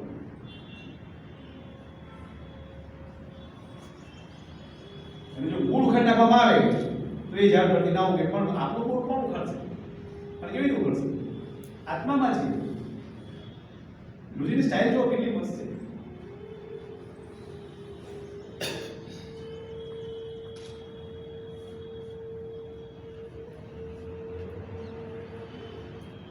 આ બધું પરમાત્માની અંદર વણાયેલું છે. અને જે માણસ આ બ્રહ્મ તત્વને જાણ્યા વિના જાય છે, આપણા ઓળખીતા પારખીતા કેટલાય મરી ગયા, આ બધું જાણ્યા વગર ગયા. આપણે સામે જ ગયા, દૂર જવાની જરૂર નથી. જે આપણી આગળ, આપણા પહેલા જે બની ગયા આપણી સામે, એ બધાનો વિચાર કરો, કેટલા આ બધું જાણી ગયા. અને હવેની જે નેક્સ્ટ જનરેશન જાણ્યા વગર ના જાય, એટલા માટે આપણે આ પ્રવૃત્તિ થવાનું છે. આપણો સમય એટલા માટે આપવાનો છે કે આપણે તો આપણા પૂર્વજોએ જે કર્યું એ, આપણે જે કર્યું એ, નવું જનરેશન એટલીસ્ટ આ સમજી લે. આહુતિ બહુ સરસ છે. એક એક વિષય છે પણ હવે સમય છે નથી એટલે કોઈ લાંબુ વાત નહીં થાય. પણ આ યજ્ઞની અંદરની આહુતિ સાથે આપણા કર્મને જોડવું છે ઋષિ. આપણે કેવું કર્મ કરીએ તો શું થાય? આ એને પહેલા પુસ્તક કર્મ જ્યેષ્ઠ, મધ્યમ અને કનિષ્ઠ. નિષ્કામ કર્મ શ્રેષ્ઠ, મધ્યમ કર્મ સકામ કર્મ મધ્યમ અને વિકામ કર્મ કનિષ્ઠ. આને આહુતિ સાથે જોડવું છે. હવે આપણે આહુતિ બદલીએ. શ્રેષ્ઠ આહુતિ જીવન યજ્ઞની જેવી રીતે યજ્ઞમાં કુંડ હોય એ જમાનામાં આ પ્રચલિત વ્યવસ્થા હતી એટલે એને રેફરન્સ કીધો. આજે પણ લોકો યજ્ઞ કરે છે. ઘી હોવો ને ઘી ફર્સ્ટ ક્લાસ ભરવો ઘી. જરાય અવાજ ના આવે, જરાય ધુમાડો ના થાય. ખ્યાલ? એ ધીમે ધીમી ધારથી ઘી નાખો, ફર્સ્ટ એટલે ફર્સ્ટ ક્લાસ રીતે એ સળગે. જે પર્પસ છે યજ્ઞ. તમે બીજી વસ્તુ નાખો, તલ કે ભીનું નાખો તો તળતળે કે ધુમાડો કરે, આમ તળતળ અવાજ આવે. અને રખ્યા નાખો બોલવી. ખ્યાલ આવ્યો? હવે કર્મ તમે કેવું કરો છો? નિષ્કામ કર્મ દ્વારા જે આહુતિ આપવામાં આવે એ પ્રકાશિત કરે, તમને અંદરથી પ્રકાશિત કરે, સમાજને પણ પ્રકાશિત કરે. એક આખી વ્યવસ્થા બોલી ગઈ. નિષ્કામ કર્મ કરવા વાળા પોતાનું તો કલ્યાણ કરે જ છે, પણ સમાજના જે પ્રશ્નો છે એ હલ કરીને એવી વ્યવસ્થા આપીને જાય છે. આ આઝાદીની ચળવળમાં આપણે કોઈ એક વ્યક્તિનું નામ ના લઈએ.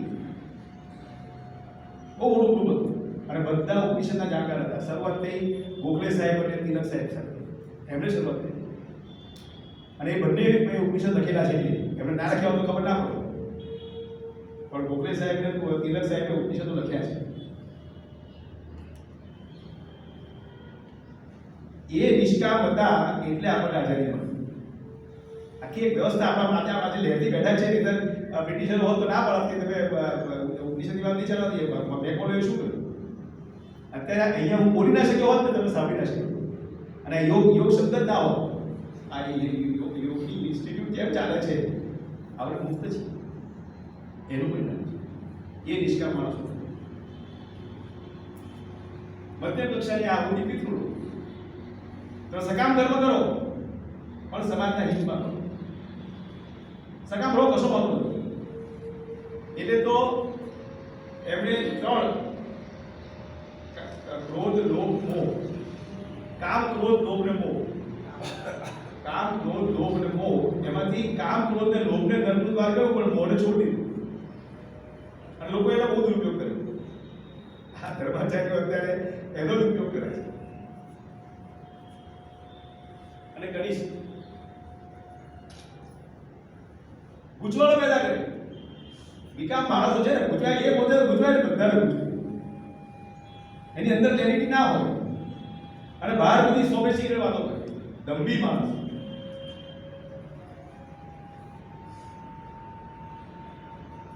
આ રીતે કર્મ કેવું કરે, શું થાય અને શું પ્રાપ્ત થાય.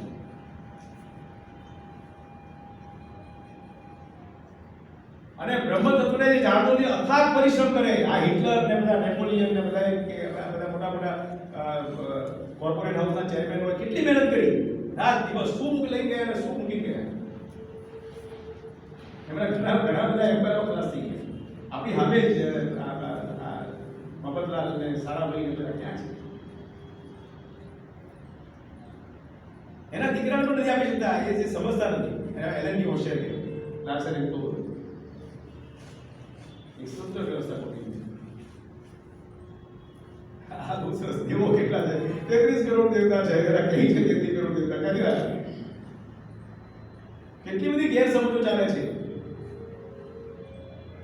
33 છે. 8 વસુ, 11 રુદ્ર અને 12 આદિત્ય. 12 ને 11, 23 ને 8 અને છેલ્લા 31 છે અને એમાં ઇન્દ્ર અને પ્રજાપતિ એમ કરીને 33 પ્રકારના દેવો છે. હવે એ વસુ કોણ છે? એ કોણ?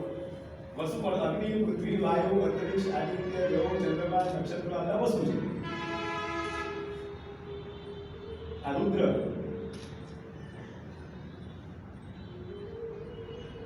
આદિત્ય 12 મહિના. તો હવે ખ્યાલ આવ્યો 33 કરોડ દેવતા કયા? આમાં એક કઈ માણસ નથી.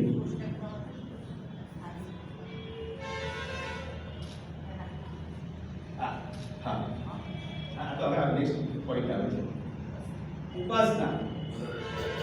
આપણે ગઈ વખતે 5 અધ્યાય ઉપાસના પર સમજી ગયા. અહીંયા એને એબ્સ્ટ્રેક્ટ આપી છે. ઉપાસના કેવી રીતે કરવી? તો વાણીની ઉપાસના જ્ઞાન દ્વારા કરવી, પ્રાણની ઉપાસના પ્રિય દ્વારા કરવી, આત્મની ઉપાસના સત્ય દ્વારા કરવી, કાયની ઉપાસના આનંદ દ્વારા કરવી, મનની આનંદ દ્વારા, હૃદયની સ્થિરતા દ્વારા. બહુ સરસ વાત છે. આ એક એક વિષય પર વિચારવા જેવું છે શાંતિથી અને સમય આપો. બ્રહ્મની વિલક્ષણતા: પાણી, અગ્નિ, અંતરિક્ષ, પવન, સ્વર્ગ, સૂર્ય, દિશા, ચંદ્ર, આકાશ, તેજ, પાણી, પ્રાણ, વાણી, આંખ, કાન, મન, પ્રજા, બુદ્ધિ, ઇન્દ્રિય. આ બધા ઉપર એક એક શ્લોક છે. આ પાણી પર એક શ્લોક છે, અગ્નિ પર બહુ સરસ સમજાવ્યું છે. આ બધાની અંદર બ્રહ્મ છે, એ શક્તિ આપે છે અને છતાં એનાથી આ જે શીખવા જેવું છે, છુપાઈને કામ કરવાનું. અને સંપૂર્ણ જીવનમાં આપણે એ જ પ્રયાસ કરીએ છીએ. અને 15મી તારીખે જે નાટક એ થવાનો છે મનોરંજન કાર્યક્રમ, એમાં એક પણ સંપૂર્ણ જીવનના એ સ્ટેજ પર નહીં આવે. કોઈને ખબર બી નહીં પડે, એને પૂછવું પડે કે સંપૂર્ણ જીવનમાં કોણ છે, પૂછવામાં છે, શોધવું પડે. એવું આપણે આયોજન કર્યું છે અને સમાજને દિશા આપી છે કે આપણે છુપાઈને કામ થઈ શકે. અને તમારે જોવે પણ પરમાત્મા જોવે તે બધા કરતી આ બધું જોવાનું. સામાન્ય માણસો તમને શું ઇવેલ્યુએટ કરે? પરમાત્મા ઇવેલ્યુએટ કરે. સાચું કહેવાય. પરમાત્મા ક્યાં છે? પરમાત્મા સધર્મક છે, આપણી જેમ જ. અને આપણા બધાની આપણે જુઓ કે કોઈ પણ દેવભાવમાં કામ કર્યું હશે ને તો તમને સપોર્ટ નહીં મળે. આત્મભાવમાં કરેલા કામમાં ચારે બાજુ સપોર્ટ મળે. બધા આવે, ચિંતા ના કરવા બેઠા છે. એ પરમાત્મા જ છે. પરમાત્મા ની જાતે થોડા આવે.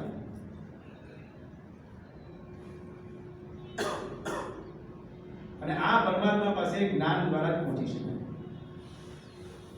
એ બ્રહ્મસૂત્રમાં છે.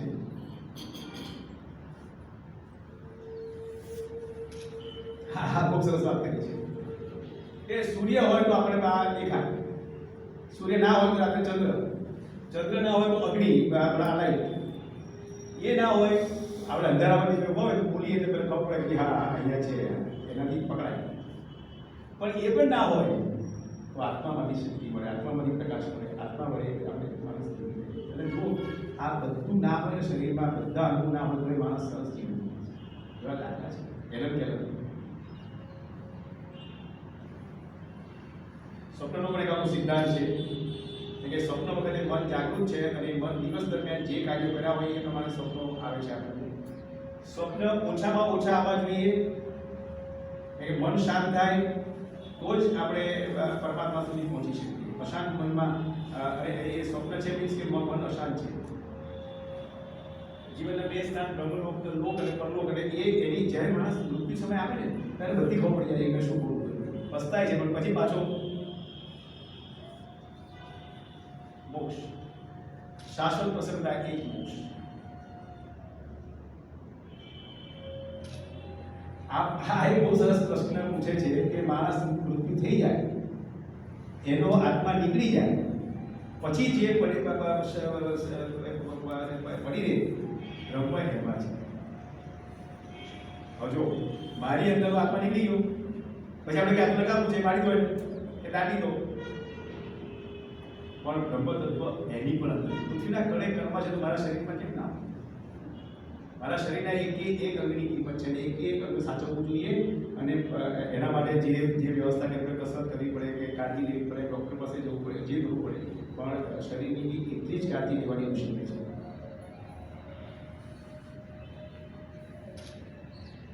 અને આ ધ્યાન ધરવા માટે કોઈ પણ ઓબ્જેક્ટ લઈ શકે, એમાં કોઈ શ્રેષ્ઠ વ્યક્તિનું અવલંબન પણ લઈ શકાય. આપણે સમજાઈ ગઈ છે ધ્યાનની પ્રક્રિયા. ઘણી વાર આપણને જાય છે ને સ્ટેપ બાય સ્ટેપ. આ તૈત્રીય ઉપનિષદની વાત અહીંયા પછી કન્ફર્મ કરે છે કે ભાઈ ભૌતિક વસ્તુથી જે આનંદ મળે એની એક મર્યાદા છે. આ એક વ્યાપકતા પણ આપણે આગળ જોઈ ગયા કે મીઠું લઈ આવો અને મીઠું ગ્લાસમાં નાખ ઓગાળ, હવે મીઠું ક્યાં ગયું? બ્રહ્મ કેટલું વ્યાપક છે એ સમજાવવા માટેનું આ પણ આગળ આપણે રૂપક જોઈ ગયા છીએ, એટલે આપણે લાંબી ચર્ચા કરતા નથી. હવે આ બહુ સરસ ડિટેલમાં વાત થઈ છે, પણ અહીંયા આપણે ખાલી એબ્સ્ટ્રેક્ટ લઈએ છીએ. મૃત્યુ પછી જીવન છે એ બાબતમાં ઘણા બધા માણસોને સંશયો છે. આપણા હિન્દુ શાસ્ત્રો સિવાય કોઈ શાસ્ત્ર પાસે આટલી ક્લેરિટી નથી મૃત્યુ પછી જીવન છે એની. અને ઋષિએ લોજિકલ એક્સપ્લેનેશન આપ્યા છે. લોજિકલ આપણા રહેશે આપણે. અને હું તો ત્યાં સુધી કહું કે કોઈ પણ વાત ઋષિ હોય કે ગમે તે હોય, આપણા મનમાં લોજિકલી ના બેસે ત્યાં સુધી સ્વીકારવી નહીં. પણ એની પાછળ પડીએ ને તો ધીમે ધીમે આપણી અંદરથી જ જ્ઞાન આપણી અંદર જ છે અને આપણને કન્ફર્મેશન મળે કે હા પાછળ આવે છે. અહીંયા ઋષિએ સમજાવે છે કે આપણું ખરેખર મૃત્યુ થતું નથી. જીવ છે એ અનાદિ છે, એનું મૃત્યુ થતું નથી. એટલે આપણા ત્રણ સ્વરૂપ છે: સ્થૂળ, સૂક્ષ્મ અને કારણ. સ્થૂળ, સૂક્ષ્મ અને કારણ. જ્યારે મૃત્યુ થાય છે ત્યારે આ સ્થૂળ શરીર જ્યારે છે, સૂક્ષ્મ શરીર, ઇન્દ્રિયો, સોફ્ટ કોપી, મન, બુદ્ધિ, ચિત્ત, આ અને આત્મા, પ્રાણ, આ બધા પેકેજને પ્રાણ બીજા જન્મમાં લઈ જાય અને આપણા કર્મોના ફળ અને વાસનાઓ પ્રમાણે આપણને નવો જન્મ મળે. આ આખી વાત આ શ્લોકમાં આ સબ ચેપ્ટરમાં સમજાય છે.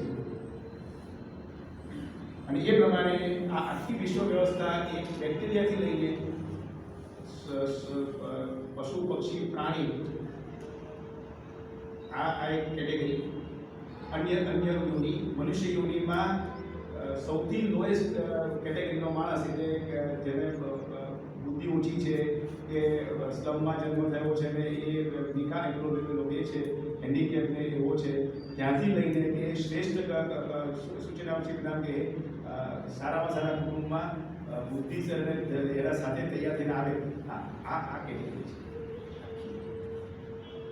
આમાંથી પરમ્યુટેશન કોમ્બિનેશનથી આપણને આપણા પ્રમાણે પરમાત્માના કોમ્પ્યુટરમાં હવે આપણે કોમ્પ્યુટર પરથી વિશ્વાસ આવી ગયો કે ભાઈ આવી રીતે લાખો માણસોના બેંક એકાઉન્ટ જળવાઈ શકતા હોય તો આપણું આ એકાઉન્ટ કેમ ના કરે? પરમાત્મા શું ના કરે?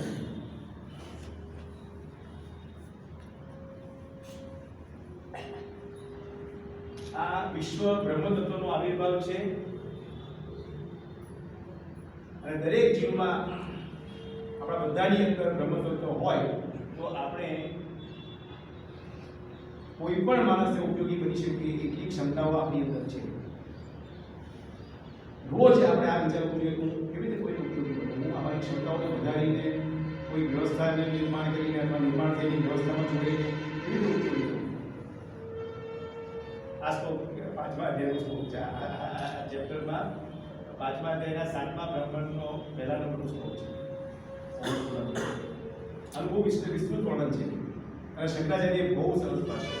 મારી વિનંતી છે સમય મળે અને વાંચવાની અનુકૂળતા હોય તો આ બધા ઉપનિષદોને શંકરાચાર્યના ભાષ્યને વાંચો. કોઈ અમારો સંપૂર્ણ જરૂરી નહીં. શંકરાચાર્ય એટલું બધું, પણ શંકરાચાર્યનું ભાષ્ય થોડું હેવી પડે છે એટલે આપણે સંપૂર્ણ જીવનમાં સિમ્પ્લિફાઈ કર્યું છે. બાકી ઓરિજિનલ તો શંકરાચાર્યનું ભાષ્ય છે, ક્લાસિક.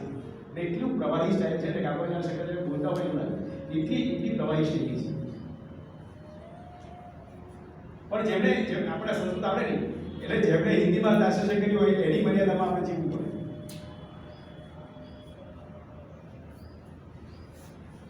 આ પણ એમને બહુ સરસ સમજાવ્યું છે કે કેવી રીતે પરમાત્મા આપણી અંદર અને સમષ્ટિમાં, આપણી અંદર પ્રાણ રૂપે, સમષ્ટિમાં સૂર્ય રૂપે, આપણી અંદર જઠરાગ્નિ રૂપે, સમષ્ટિમાં વૈશ્વાનર રૂપે.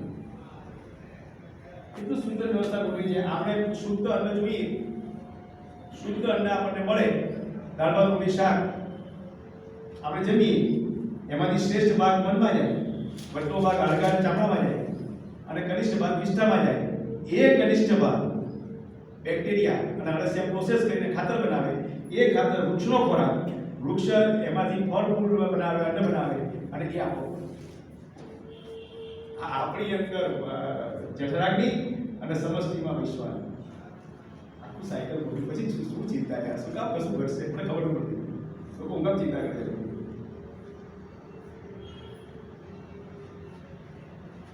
સત્યાચરણ, વૈરાગ્ય અને વિરક્તિ, આ ત્રણ મુખ્ય રિક્વાયરમેન્ટ છે. એ આ બહુ સરસ રીતે સમજાયું છે. આ ગાયત્રીનું મૂળ બી આ બૃહદારણ્યક ઉપનિષદમાં છે. આમાં ત્રણે ત્રણ ઓમકારના જેટલો જ ગાયત્રી મંત્ર લખેલો છે. પહેલું ચરણ, ત્રણ લોક, ત્રણ વેદ, ત્રણ પ્રાણ, તુરીય.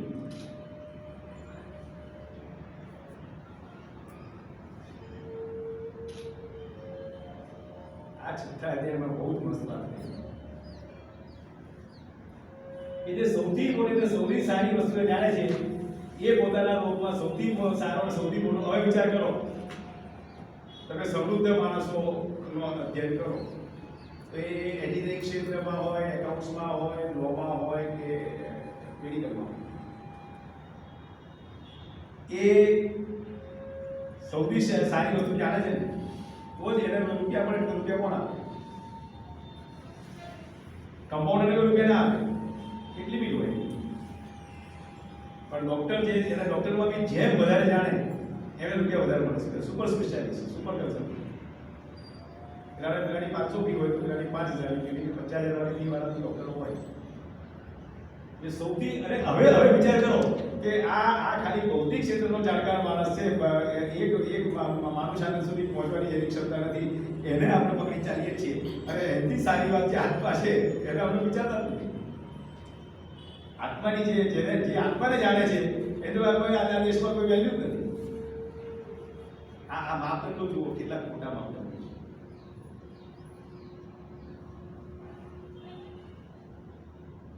અને જે આ વિશ્વના આશ્રયરૂપ જે તત્વ છે એને જાણે છે એ વિશ્વનો આશ્રયરૂપ છે. બહુ સરસ રીતે વાત કરી છે. અહીંયા ત્રણ માર્ગની વાત કરી છે: દેવયાન, પિતૃયાન અને અન્ય માર્ગ. આ આપણે સમજી લઈએ. 5-10 મિનિટ વધારે નહીં. બે માર્ગ તો આપણે સમજીએ છીએ: દેવયાન અને પિતૃયાન. દેવયાન એટલે જે નિષ્કામ કર્મથી પરમાત્માની વ્યવસ્થામાં પ્રવૃત્ત થાય એટલે આપણે લઈ જાય, દરેક જીવ પ્રસન્ન રહે એના માટે એ દેવયાન. એમાં મારું અંગત કશું કામ. પિતૃયાનમાં એ સકામ છે. એ સકામ છે એટલે એ સમૃદ્ધિ, સંતા કે પ્રતિષ્ઠા માટે જ કામ કરે છે, પણ સારું કામ કરે છે. એ મેડિકલ કેમ્પ કરે છે, પછી ગરીબોને અનાજ આપે છે, ઠંડીમાં લોકો ફૂટવા દવા તો ધાબળાથી ઉડાડી આવે છે, આ બધું કરે છે. પણ પેપરમાં આપશે કે ફલાણા ભાઈએ આટલા ધાબળાનું વિતરણ કર્યું, આ ધર્માચાર્યએ આટલું મોટું કામ કર્યું, એમના હોર્ડિંગ વાગશે, આ બધું થશે. આ બધા પિતૃયાના પ્રવાસો છે. સારું કામ કરે છે, પણ માર્ગ પિતૃયાન છે. એ લોકો નિષ્કામ નથી, સકામ છે.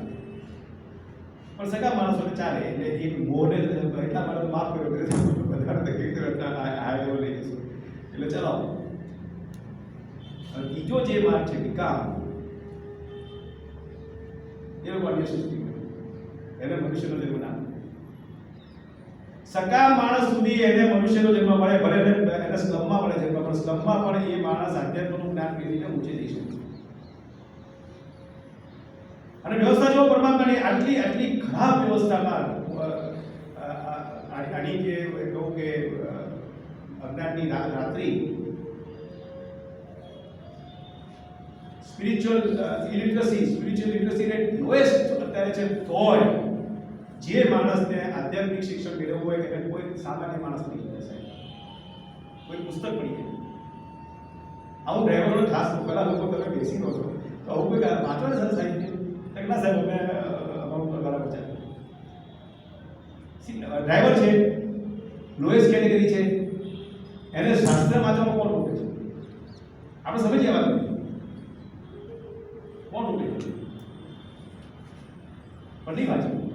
એ 4 જણા બેસીને ગપ્પા મારશે કે મારા સેટે આવું ખોટું કર્યું ના છે આવું કર્યું અને આ આવા છે ને મારા દીકરા છે ને એમાં જીવન પૂરું થાય પછી નેક્સ્ટ પર શું થાય અને ભગવાન શું કરે. ભગવાન તો બધી વ્યવસ્થા બનાવી આપી અને આધ્યાત્મિક સાહિત્ય આજે પણ ફ્રીમાં મળે છે. આટલી ખરાબ વ્યવસ્થામાં પણ સાહેબ આજે ફ્રીમાં મળે છે.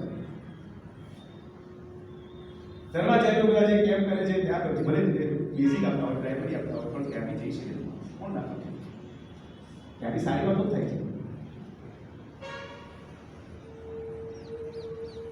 એટલે ત્યાં જેટલું મળે એટલે વિક્રિયાલ વાળા બચી જાય. પણ જે વિકામ માણસો છે અત્યારના શાસકો નક્કી રાખો સાહેબ જો પરમાત્મા સાચા હોય અને આ ઋષિ સાચા હોય તો આમાંથી મોટા ભાગના અને મનુષ્ય લોકો મનુષ્ય યોની જે રીતે લોકો વર્તી રહ્યા છે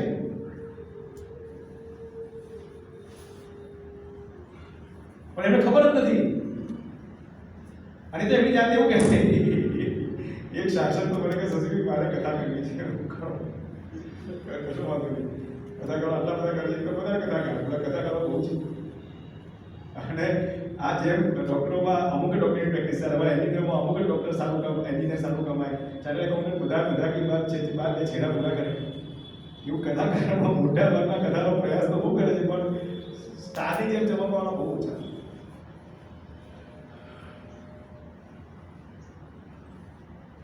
એટલે જે લોકો વિકાસ કર્મ કરી રહ્યા છે એ લોકો સમજતા નથી કે સામાન્ય માણસને કેટલી તકલીફ પડે છે. અત્યારે આ વ્યવસ્થામાં સાહેબ 15-20 હજાર ઘર ચલાવવું હું તો કહું કે ભાઈ તમે એકવાર ચલાવી જુઓ ઘર બે મહિના તમને ખબર પડે તમારા માણસોની શું સ્થિતિ છે. ત્યાં સુધી એમના બધે પ્રેમ નહીં આવે કે તમારી પાસે લિમિટેડ બજેટ છે તમે ગમે તેમ વાપરી શકો પણ એ તમારો એમ્પ્લોયી જેટલા રૂપિયામાં જીવે છે એ એટલા રૂપિયામાં જીવે નથી. ઓનેસ્ટલી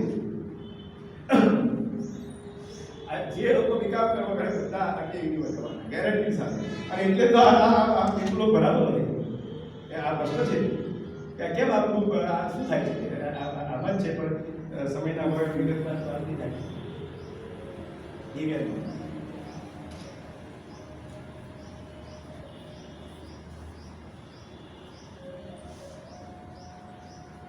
આ જે લોકો શુભ કર્મો નિષ્કામ ભાવે કરે છે ગેરંટી સાહેબ કે આવતો આ જન્મમાં તો તમને સારી વ્યવસ્થા મળવાની જ છે. અવિદ્યા મૃત્યુ કૃપા આપણે એવું નથી કહેતા કે તમે તમારું ગૃહસ્થ જીવન કે વ્યવસાયિક જીવનને કોમ્પ્રોમાઇઝ કરો. નો, તમારે રૂપિયા કમાવાના જ છે, સારા ઘરમાં રહેવાનું છે, સારા કપડાં પહેરવાના છે, સારી ગાડી ચલાવવાની છે, એમાં કોઈ પાછું નહીં. એ પહેલું સ્ટેજ છે. એ સ્ટેજ પૂરું થયા પછી જ વારપ્રસર બનો ત્યાં સુધી ના બનશો. એ પહેલી જવાબદારી છે.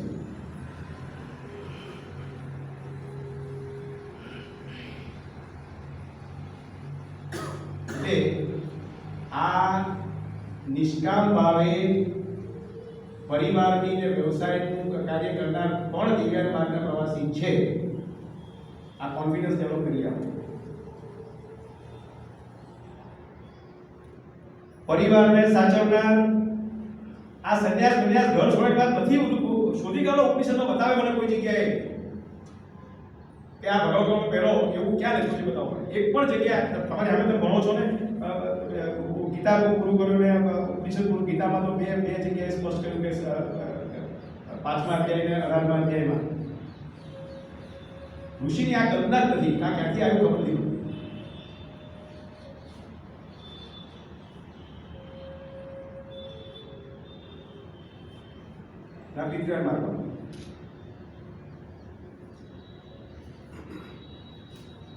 રૂપિયા ખૂબ કમાઓ, હિસ્ટોરી વાપરી આવો, પાછા એવા રહેવા, પાછા કમાઓ, પાછા વાપરી આવો, પાછા કમાઓ, પાછા વાપરી આવો. જન્મની વાત તો દૂર છે, પણ આ જન્મમાં શું થાય છે? પૈસા કમાય છે, વાપરી કાઢે છે, પાછો કમાય છે, પાછો વાપરી કાઢે છે. મનની શાંતિ મળતી નથી.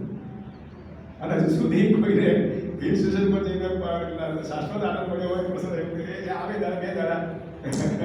એકવાર મારો ફ્રેન્ડ મને કહે છે કે તું યાર ચાલે આપણે સિંગાપોર જઈએ, 4-5 લાખ ખર્ચીને આવ્યો, પછી બોલે સત્રો શું થયું અમે તો શીખવાડીએ છીએ કે કોઈ પણ જગ્યાએ ગયા વિના તારા ઘરમાં જ પ્રસન્ન રહી શકું છું, એ છોડી તો અવરો શું કામ ખાવા માંગુ છું? પણ આ બધાને એમ છે કે ત્યાં કંઈક મળશે આખી જિંદગી પૂરી થઈ જાય ત્યાં સુધી કશું મળે નહીં, છેલ્લે પતી ગયું. હવે આ દિવ્ય અને વિદ્યુત માર્ગને સમજીએ. અહીંયા વિશાળતા છે, ત્યાં સંકુચિતતા છે. અહીંયા સ્ત્રોત આત્મા છે, ત્યાં અહંકાર બુદ્ધિમાંથી શક્તિ મેળવે છે. અહીંયા શાશ્વત પ્રસન્નતા છે, ક્ષણિક પ્રસન્નતા છે. અહીંયા ગુણાતીત છે, રજોગુણી છે. અહીંયા નિષ્કામ છે, ત્યાં સકામ છે. આ દિવ્ય અને વિદ્યુત માર્ગની ક્લેરિટી ધરો અને અન્ય મિનિમમ માણસે દિવ્ય અને વિદ્યુત એમાં રહેવું પડે. પેલા દિવ્યાને આપણે નામ ઉપર આપણો તો વિજ્ઞાનમાં રહીએ, પણ અન્ય એમાં તો ના જ જઈએ, આપણે વિકાસમાં તો ના જ જઈએ.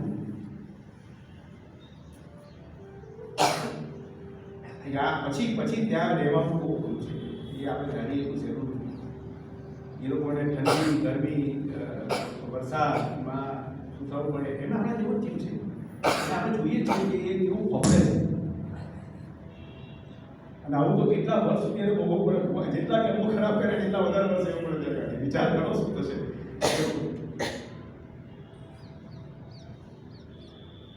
જે માણસ મજબૂત પાયાને જાણે છે, આપણો ઉપનિષદનો પાયો મજબૂત છે, સ્ટ્રોંગ બેઝ અને મજબૂત આશ્રય. જે માણસ વીક હોય એ માણસ તમને શું કરે? એક જ સ્ટ્રોંગ છે તે પરમાત્મા, એના શરણે જઈએ અને એ જે આપશે આપણી અંદર જ આપશે. કોઈ બહારનો માણસ, વી આર ઓલ ફેસિલિટેટર્સ. બહારનો માણસ ખાલી તમને બહારના સુધી લઈ જાય, રસ્તો બતાવે, બીજા હોય ત્યાં તમે ત્યાં ગાડી આ આવશે પછી જવાનું આપણે છે. આ પછી આ વાર્તાની રિપીટ થાય છે. પ્રાણ અને ઇન્દ્રિય સત્તા ક્યાં છે? ઇન્દ્રિયો બધી નશામાં આવી ગઈ કે અમારા લીધે શરીર ચાલે છે. એટલે આ એના દ્વારા સમજાયું કે પેલા પંચમહાભૂતમાં અગ્નિદેવ વાયુદેવ પાવરમાં આવી ગયા. એટલે આપણે કશું જ કરી શકતા નથી. ફક્ત પરમાત્માની વ્યવસ્થામાં એક સામાન્ય સેવક તરીકે કોન્ટ્રીબ્યુટ કરી શકીએ, અને એટલું તો જેટલું બહુ છે. હા, એટલું કેમ ભરી જતું નથી ભરાય? પશુ પક્ષી બેક્ટેરિયાની બહુ જગ્યા છે.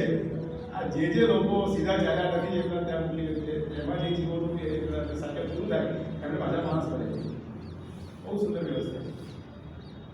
ડિવેટ ન્યુક્લિયરમાં ક્યાંથી આપણે લાસ્ટ ટાઈમ જોઈ ગયા, બે ડોક્ટર, બે એન્જિનિયર, બે ચાર્ટર્ડ એકાઉન્ટન્ટ સેમ કામ કરે, પણ વૃત્તિથી જુદો થાય. એની વૃત્તિ પ્રમાણે ડિવેટ મારવા જાય, વૃત્તિ પ્રમાણે ન્યુક્લિયર મારવા જાય. આ વાત બહુ સરસ હતી છે. સમાજના મોટા માણસો આધ્યાત્મ વિશે કશું જાણતા નથી. જાણતા એટલું નથી જાણતા, એટલું નથી જાણતા કે કશું જાણતા નથી. એટલે તો પોતા જતા હોશિયાર નથી. અને આ છેલ્લું ક્રક્ષ છે જે ગીતાજીના 18મા અધ્યાયમાં કહે છે, તપ પ્રવૃત્તિ પોતાના યેન સ્વરૂપિતમ સ્વકર્માનો અભ્યર્ચ સિદ્ધિ વિનંતિ માનવ હોય. અલ્ટિમેટલી તો આપણે ઢાઈ અક્ષર પહેરવા,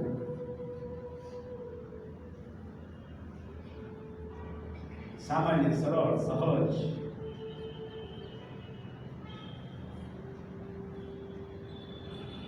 અહીંયા સંન્યાસ શબ્દનો અર્થ ભગવાન હમણાં લેવાનો નથી. સંન્યાસ એ માનસિક અવસ્થા છે, અને ખરેખર સંન્યાસનો અર્થ 5-10 મિનિટ લઉં છું. સંન્યાસનો અર્થ એ છે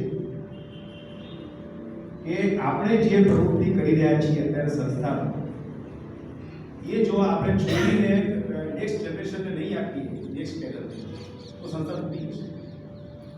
એટલે સંન્યાસનો અર્થ એવો છે કે માનો અત્યારે હું સંપૂર્ણ જીવનમાં બોલું છું, એડિટિંગમાં કામ કરું છું, બધું કરું છું, પણ મારે એક સ્ટેજ એવું આવે કે મારા પછી કેડર તૈયાર થાય તો મારે સંન્યાસ લેવાનો. કપડા આ જ હોય, ઘર બી એ જ હોય, ઓફિસ બી એ જ હોય, હું બેઠો ખાલી મને પૂછી લો જવાબ, એ સંન્યાસ. બરાબર? કે પછી મારે ડાયરેક્ટ કશું કરવાનું નથી.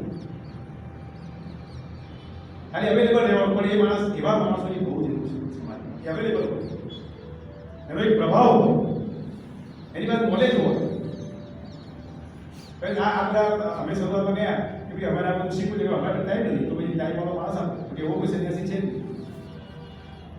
સંન્યાસી જ નથી કે જે તમને અવેલેબલ હોય. We want to become available. આ સંન્યાસી ઋષિની કલ્પના છે. અને આ તૈત્રીય ઉપનિષદની ભૂગોળની અન્ન અને પ્રાણ એ સાથે હોય તો બ્રહ્મ છે. એકલું અન્ન પણ બ્રહ્મ નહીં અને એકલું પ્રાણ પણ નહીં. અને આપણે અહમ બ્રહ્માસ્મિ ક્યારે કહી શકીએ કે જ્યારે આપણા બધા વિકારો શમી જાય, અંતઃકરણ શુદ્ધ થઈ જાય, ત્યારે આપણે કહી શકીએ કે અરે એક વાસના એક ટકો ના રહે, 0% વાસના. ભૂતકાળમાં કરેલા કર્મોના જે દુષ્કર્મો કર્યા એના ફળ પેલા ભોગવાઈ જાય, ત્યારે માણસ કહી શકે અહમ બ્રહ્માસ્મિ. એના તો ડિગ્રી પર અલગ અલગ અહમ બ્રહ્માસ્મિ એવું ચાલે. આ ગુરુ શિષ્ય પરંપરા પણ છે. આપણને જેની પાસેથી જ્ઞાન મળ્યું હોય એને રિસ્પેક્ટ આપવામાં તો શું ખોટું નહીં, પણ સમાજમાં જે રીતે બધા ગુરુ બની બેઠા છે ને એટલે આપણે જરા કાળજી લઈએ છીએ કે સંપૂર્ણ જીવનમાં કોઈ આવું ના થાય.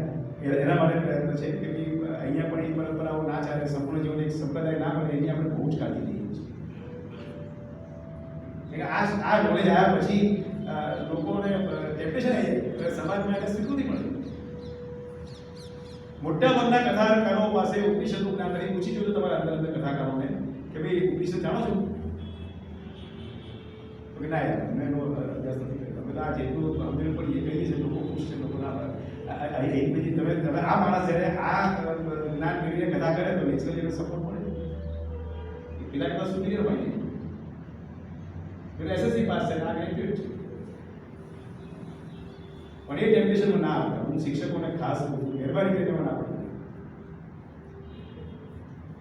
એ વિકામતા છે. ઓમ તત્સત.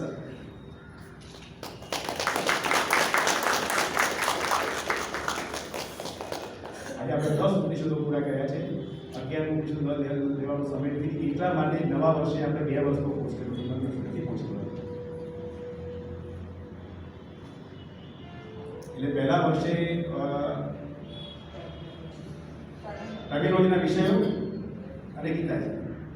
બીજા વર્ષે ઉપનિષદ, બ્રહ્મસૂત્ર અને અન્ય ધર્મોની વાત કરવી છે. ભવિષ્યમાં આપણે આધ્યાત્મિક શિક્ષકનું ગ્લોબલ લેવલનું નેટવર્ક તૈયાર કરવું છે. એટલે એમાં બીજા ધર્મોના પુસ્તકો, બાઇબલ, પુરાણ, આગમને લેવા પડે. આપણે એનો અભ્યાસ કરીને આપણા વડીલોએ એની એબ્સ્ટ્રેક્ટ તાલીમ તૈયાર રાખી છે. પણ અહીંયા જ પહોંચીને આપણે આગળ કરી જાઓ. અત્યારે આપણે પ્રાઇમરી લેવલે વર્ક કરી રહ્યા છીએ, લોકલ લેવલે. ગ્લોબલ લેવલ જતાં બીજા 15-20 વર્ષ લાગશે. આપણો પ્રયાસ ચાલુ છે અને સફળતા મળી રહી છે, સપોર્ટ મળી રહ્યો છે કે અહીંયાથી પ્રવીણભાઈને ડિસિપ્લિન જેવા બધા આવે છે કે ભાઈ અમારે કામ કરવું છે, બોલો, અને આની જાતે કામ સંભાળી લે છે. બધા એક વ્યક્તિ કોઈ ને કોઈ રીતે સપોર્ટમાં આવે છે અને કામ સહજ થઈ જાય છે. એટલે મને શ્રદ્ધા છે કે આપણે 5-10 વર્ષમાં એ લેવલનું હોમવર્ક કરીશું કે આપણે ગ્લોબલ લેવલ પર જઈશું કે જ્યાં આપણે ખ્રિસ્તી માણસ હોય કે મુસ્લિમ હોય કે જૈન હોય કે બૌદ્ધ હોય એને કન્વિન્સ કરી શકીએ કે ભાઈ આ અને જો સિમ્પલ વાત છે, આધ્યાત્મનો સિદ્ધાંત ગ્રેવિટીનો કે આનો થર્મોડાયનામિક્સનો આખી વિશ્વમાં એક સરખો હોય, લેંગ્વેજ સરખું નોલેજ હોય. મેડિકલ તમારું યુરોપમાં, અમેરિકા કે રશિયામાં ભણાવાય નહીં ભણાવાય સરખું હોય, તો આધ્યાત્મનું શિક્ષણ આખા વિશ્વમાં સરખું કેમ ના હોય? આત્મા બધાનો સરખો છે, આધ્યાત્મના સિદ્ધાંતો સરખા કામ કરે છે, તો પછી બધે સરખું જ્ઞાન કેમ ના? આ પ્રશ્ન આપણે સમાજને પૂછવું જોઈએ કે શું કામ એક સરખું ના હોય? શું કામ વાળા પાડી થાય? હવે તો ન્યૂટન વાળા, અમે તો ગેલેલિયો વાળા, એવું ભૌતિક ક્ષેત્રવાળા જે લોકોનો ઘનિષ્ઠ અપરાવાળા કહેવાય, એ લોકો જો આટલા સરસ રીતે સંપીને રહી શકતા હોય તો આપણે બધા કેમ રહી શકીએ? આધ્યાત્મવાળા ખબર નહીં ક્યાંથી બધું આવ્યું છે, પણ આપણે એમાં પ્રયાસ કરીએ અને વિશ્વને એક સરસ વ્યવસ્થા આપવામાં નિમિત્ત બનીએ. ઓમ તત્સત. આ પ્રશ્ન આપણે જે વર્ણ વ્યવસ્થા સ્વભાવ પ્રમાણે નક્કી કરી, તો એ સ્વભાવને જાણવા માટેના કયા ક્રાઇટેરિયા છે કે આપણા બાળક છે એ સ્કૂલમાં આવ્યો અથવા આપણે અત્યારની કોઈને સમજ્યું કે મારામાં અત્યારે સ્વભાવ કઈ પ્રકારનો છે એ જાણવા માટેના કયા ક્રાઇટેરિયા? હા. જો બાળકને પરિસ્થિતિમાં મૂકો કે જ્યાં ખોટું થઈ રહ્યું છે અને એ એક એમાં આવીને કે હું નહીં ચલાવું તો ક્ષત્રિય છે. એને તમે કહો ફલાણા ભાઈને આટલું શીખવાડી દે, તું ભણ્યો છું, તું થોડુંક કે આ બાળકને શીખવાડે અને જો એને ભણાવે તો સમજી જવાનું કે બ્રાહ્મણ છે અને રૂપિયા ગણે તો અમલ કોઈ છે. એટલે એને ઓબ્ઝર્વ કરવું પડે. આ તો એક પ્રોસેસ છે. મા બાપ તરીકે આપણી જવાબદારી છે, આપણી ત્યાં જે બાળક જન્મે છે આપણા પૌત્ર તરીકે પુત્ર તરીકે, અને પુત્ર તરીકે તો સમજ્યા કે આપણે પેલા બિઝી હોઈએ એટલે બહુ સમયના દાદા દાદીઓની તો બહુ જવાબદારી છે. એના પૌત્રોનો અધ્યયન કરીને કે ભાઈ એ કેવી રીતે વર્તે છે, પછી એને કેવું છે કે બેટા તારું કામ નથી. તો આમાં એ તો બધું સમાજમાં જવાબદારી જુએ અને એ પસંદ કરે કે મારે એમએલએ થવું છે કે મારે મિનિસ્ટર થવું, તેના વિશે હું નથી મિનિસ્ટર થવું, ના થઈ શકું. તું ડરપોક માણસ મિનિસ્ટર કેવી થવું? એ ક્ષત્રિયનું કામ છે. ગીતામાં અને શૂદ્રનું સેવા. અમુક બાળકોમાં એવું હોય કે એની મમ્મીને આવું રાઈટ મદદ કરે, આ સર્વિસ સેક્ટરમાં છે અને પેલું ગાંડે જ નહીં, મમ્મી કહે તોય ના કરે. તો ઘણી વખત બધા કેરેક્ટર બી આવતા હોય છે, આપણે એમાં ધાર્મિક રીતે એ તો અનુભવ નથી શું પણ એ આ ઋષિ આટલો કહે છે એની મને ખબર છે બસ. પણ એમાં ડોમિનેટિંગ ક્વોલિટી જોવા. और शशि सर बहुत अच्छा दिया है गीता के 17वें अध्याय में 4थे श्लोक में शायद ये जनते सात्विका देवान यज्ञ रक्षांस राजसा प्रेतान भूतगणाश्च अन्य तामसा जन. तो ये देख करके कि कौन किसकी पूजा कर रहा है. Specific yes, very good answer. એ કોને માને છે, કોની ઉપાસના કરે છે, કોના પર શ્રદ્ધા છે. શ્રદ્ધા પરથી આ 17 અધ્યાય તો શ્રદ્ધા પર છે. એની श्रद्धा कोना पर स्थित रहेगी एना पर भी नहीं. गीता में इस पे बहुत विस्तार से दिया है, सात्विक श्रद्धा, राजसिक श्रद्धा.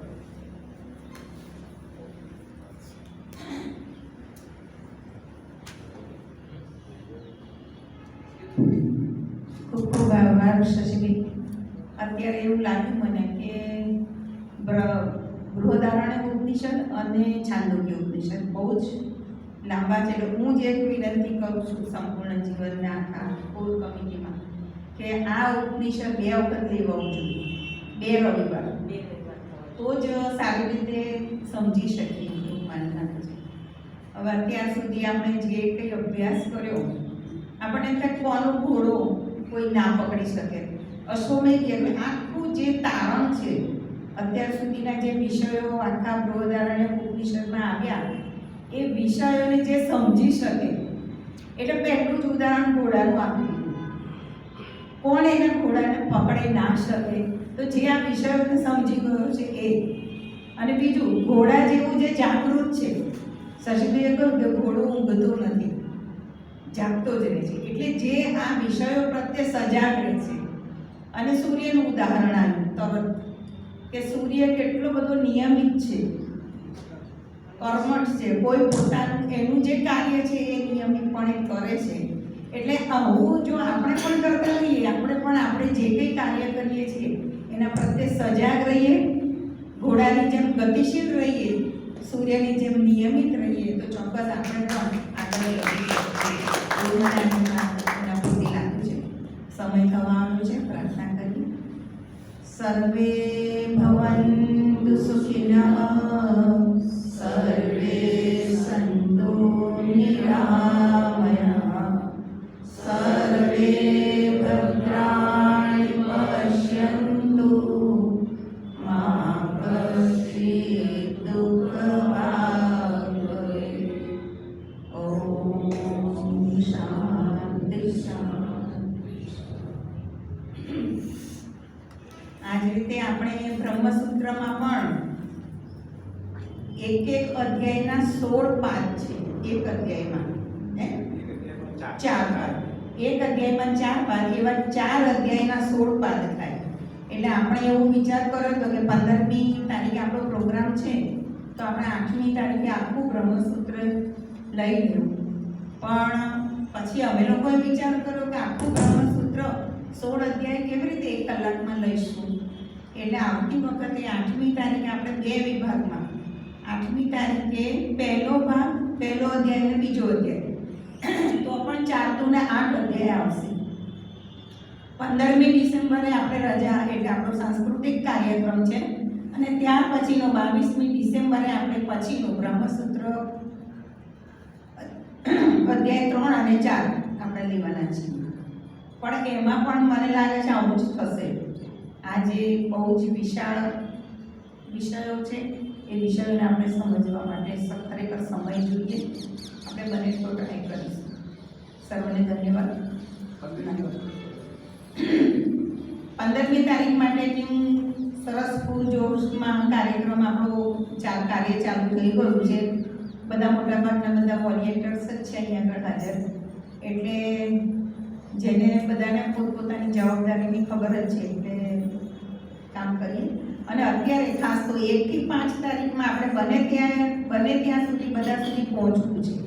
એટલે આપણું જે લિફલેટ છે એ, અને આપણા કાર્યક્રમની માહિતી આપતા જે આપણું એ છે, આપણે દરેક સાહેબ આપણે બધાને પહોંચાડીએ છીએ. અને જેટલાને બની શકે એટલો વધારે હું કોન્ટેક્ટ કરીએ.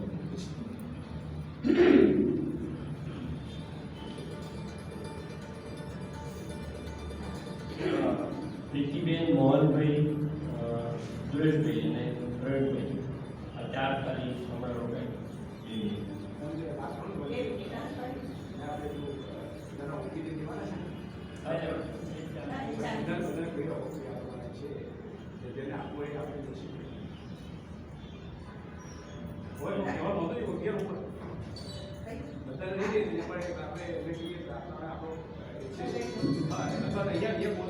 જે આપણે કાર્યક્રમ 15મી તારીખે રાખ્યો છે, એમાં આપણે એવું ગોઠવ્યું છે કે એક સ્લાઇડ બતાવવાની અધ્યાત્મ શિક્ષણ અંગેની, અને એ સ્લાઇડ બતાવ્યા પછી ઇન્ટરવ્યૂ 1 મિનિટનો પ્રતિભાવ તમારો જે હોય તે તમારે રજૂ કરવાનો. તમે જે શિક્ષણ લીધું એનાથી તમને શું ફાયદો થયો, શિક્ષણ લેવા જેવું છે કે નહીં, એ બીજાને આપવા જેવું છે કે નહીં, એ અંગે 1 મિનિટમાં તમારો પ્રતિભાવ તમે આપી શકતા હો તો તૈયારી રાખવાની છે.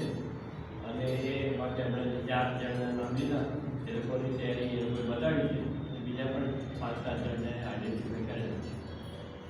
Thank you.